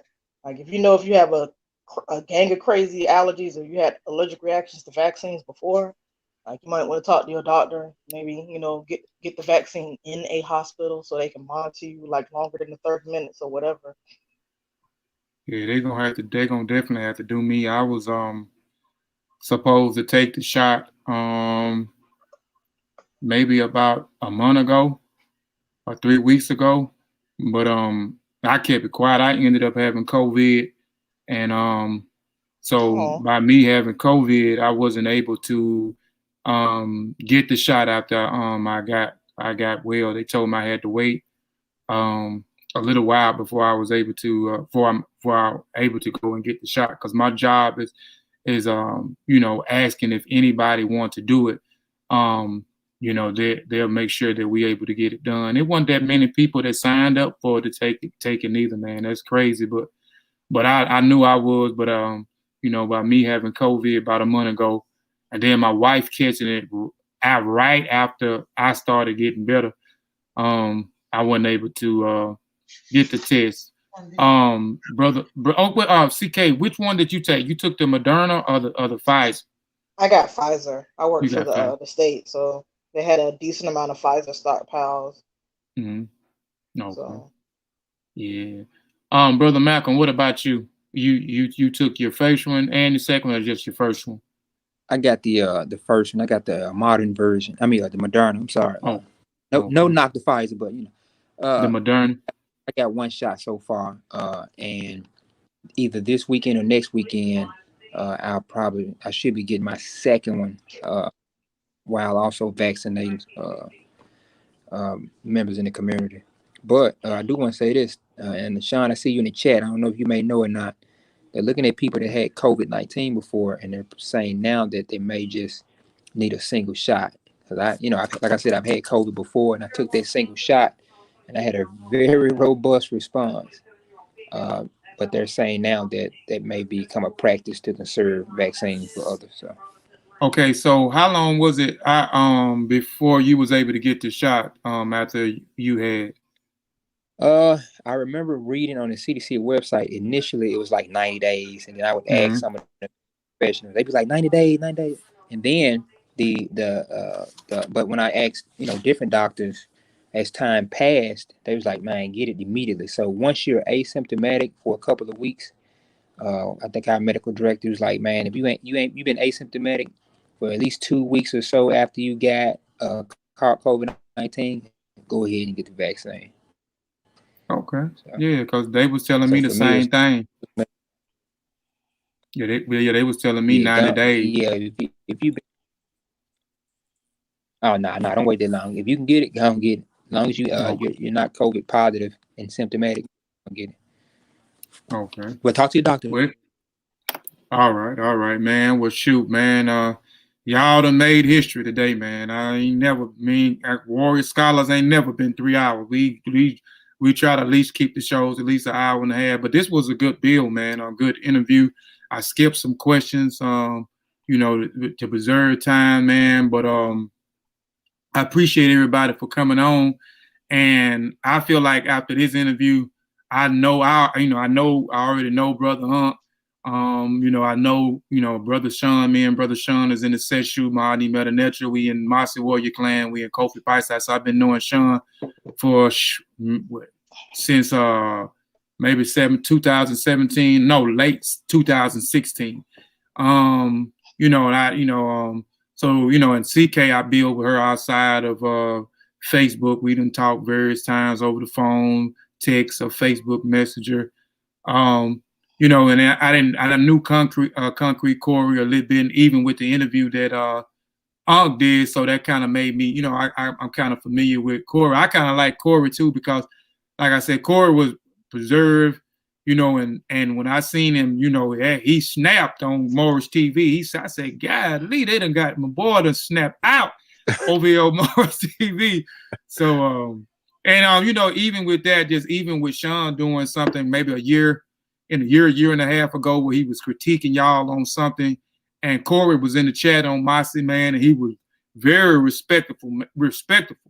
But when I seen that, man, and he had that was a great impression on me of what kind of character Brother Corey had, man. And so just having this interview now, I'm familiar with Kent, I'm more familiar with Kent, True Ministry, Brother Malcolm. I know Shawn talk. I don't know. It's my first time just really ever building with Malcolm, but now I know, a little bit more about who Brother Malcolm is, man. So, Chefreen, man, I just appreciate, man, y'all for coming on, man. I appreciate y'all staying, the duration of the time. It wasn't planned for it to be a long interview, especially not on my end, because I had something else to do. But I just appreciate the interview, and I definitely wanted to get to know each and every one of the members, man. So before we end the show, any of y'all brothers and sisters got any last word for the listening audience out there before we end the show? Man, just want to say I appreciate you having us on, man, and we're gonna link up again. No doubt. Appreciate you. Yeah, I just like you said, I appreciate you having us on. I appreciate all of the positive things you said about us, and like I said earlier, man, this is an honor for me, especially during the month of Black History Month, to be doing an interview over here on this channel. So, and I always want to leave my people with my favorite message, man.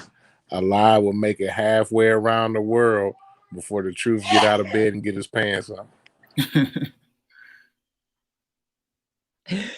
Hey, this Malcolm, man. Man, it was an honor and a pleasure to meet you, brother. Glad to be here and build on your platform. It's always a joy and a pleasure to be on the platform with the Pseudo Killas. And it's definitely always a joy and a pleasure to, push scientific literacy and information to our people. It's very important. I look forward to building even more with you guys. Shout out to Dr. Mayat. Shout out to MBK. Shout out to Dagger Squad. And again, I appreciate you guys for allowing me on the panel. No doubt. Appreciate you, brother. Nice. You know what it is, Kofi. Appreciate you letting us come through.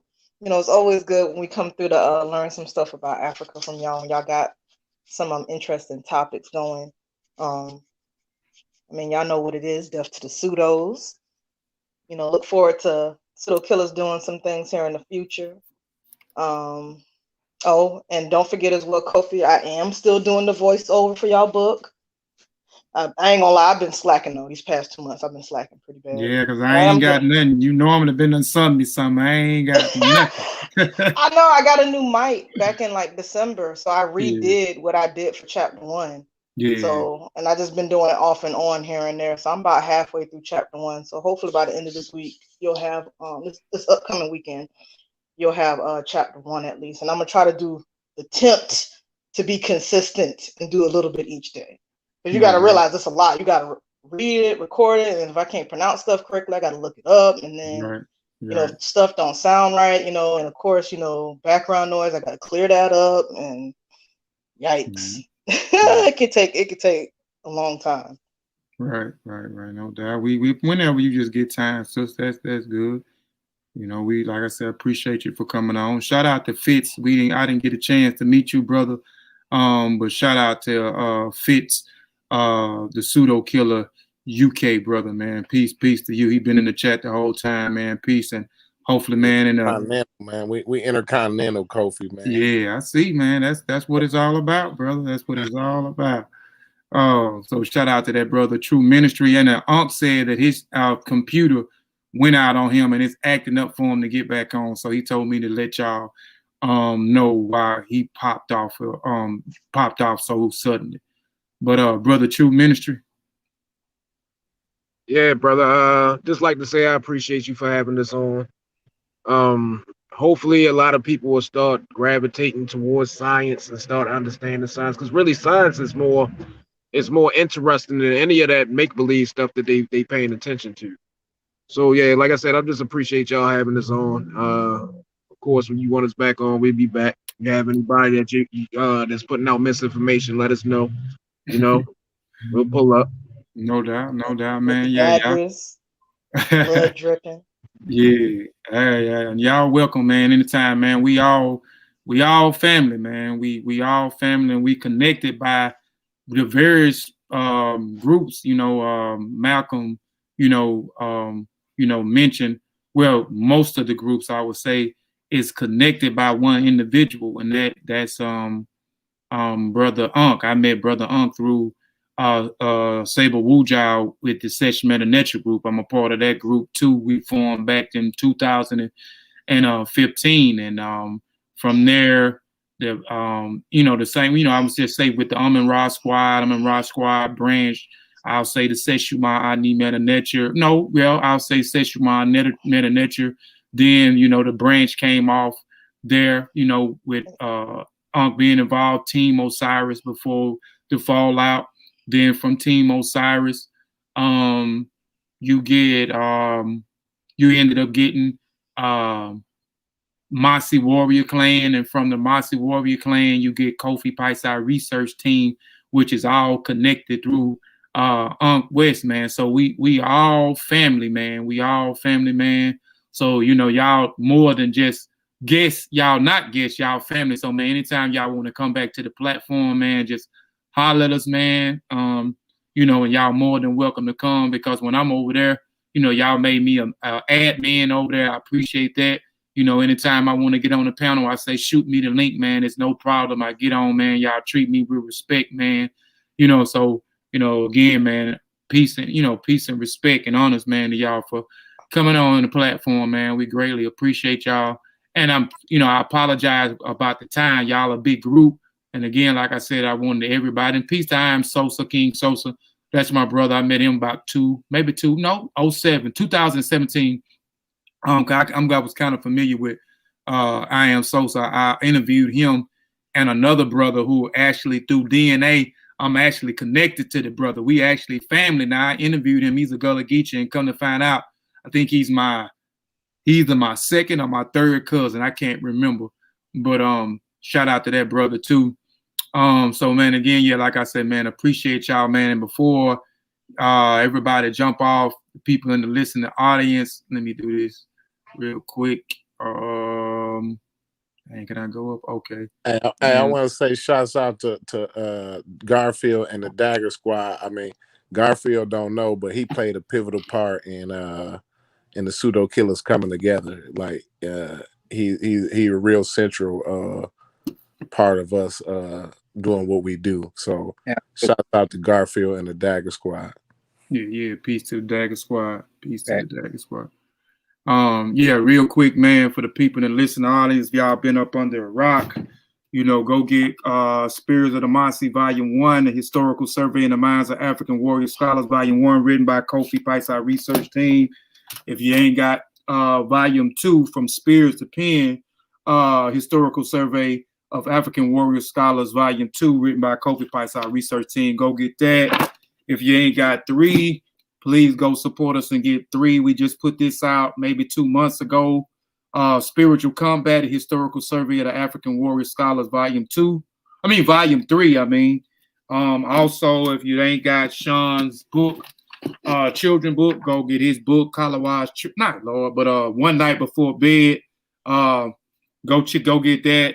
If you ain't got my children book, Kalawa's Trip to the Motherland of African Education and Music and Instrument, go cop that. Shawn's From Cocaine to Consciousness. Go get that book. And as I learned, we all learn. Sharing information with others, deepen your own knowledge. My book, dedicated to Brother Ankh West. I got a whole thing in here why I dedicated this book to Ankh West.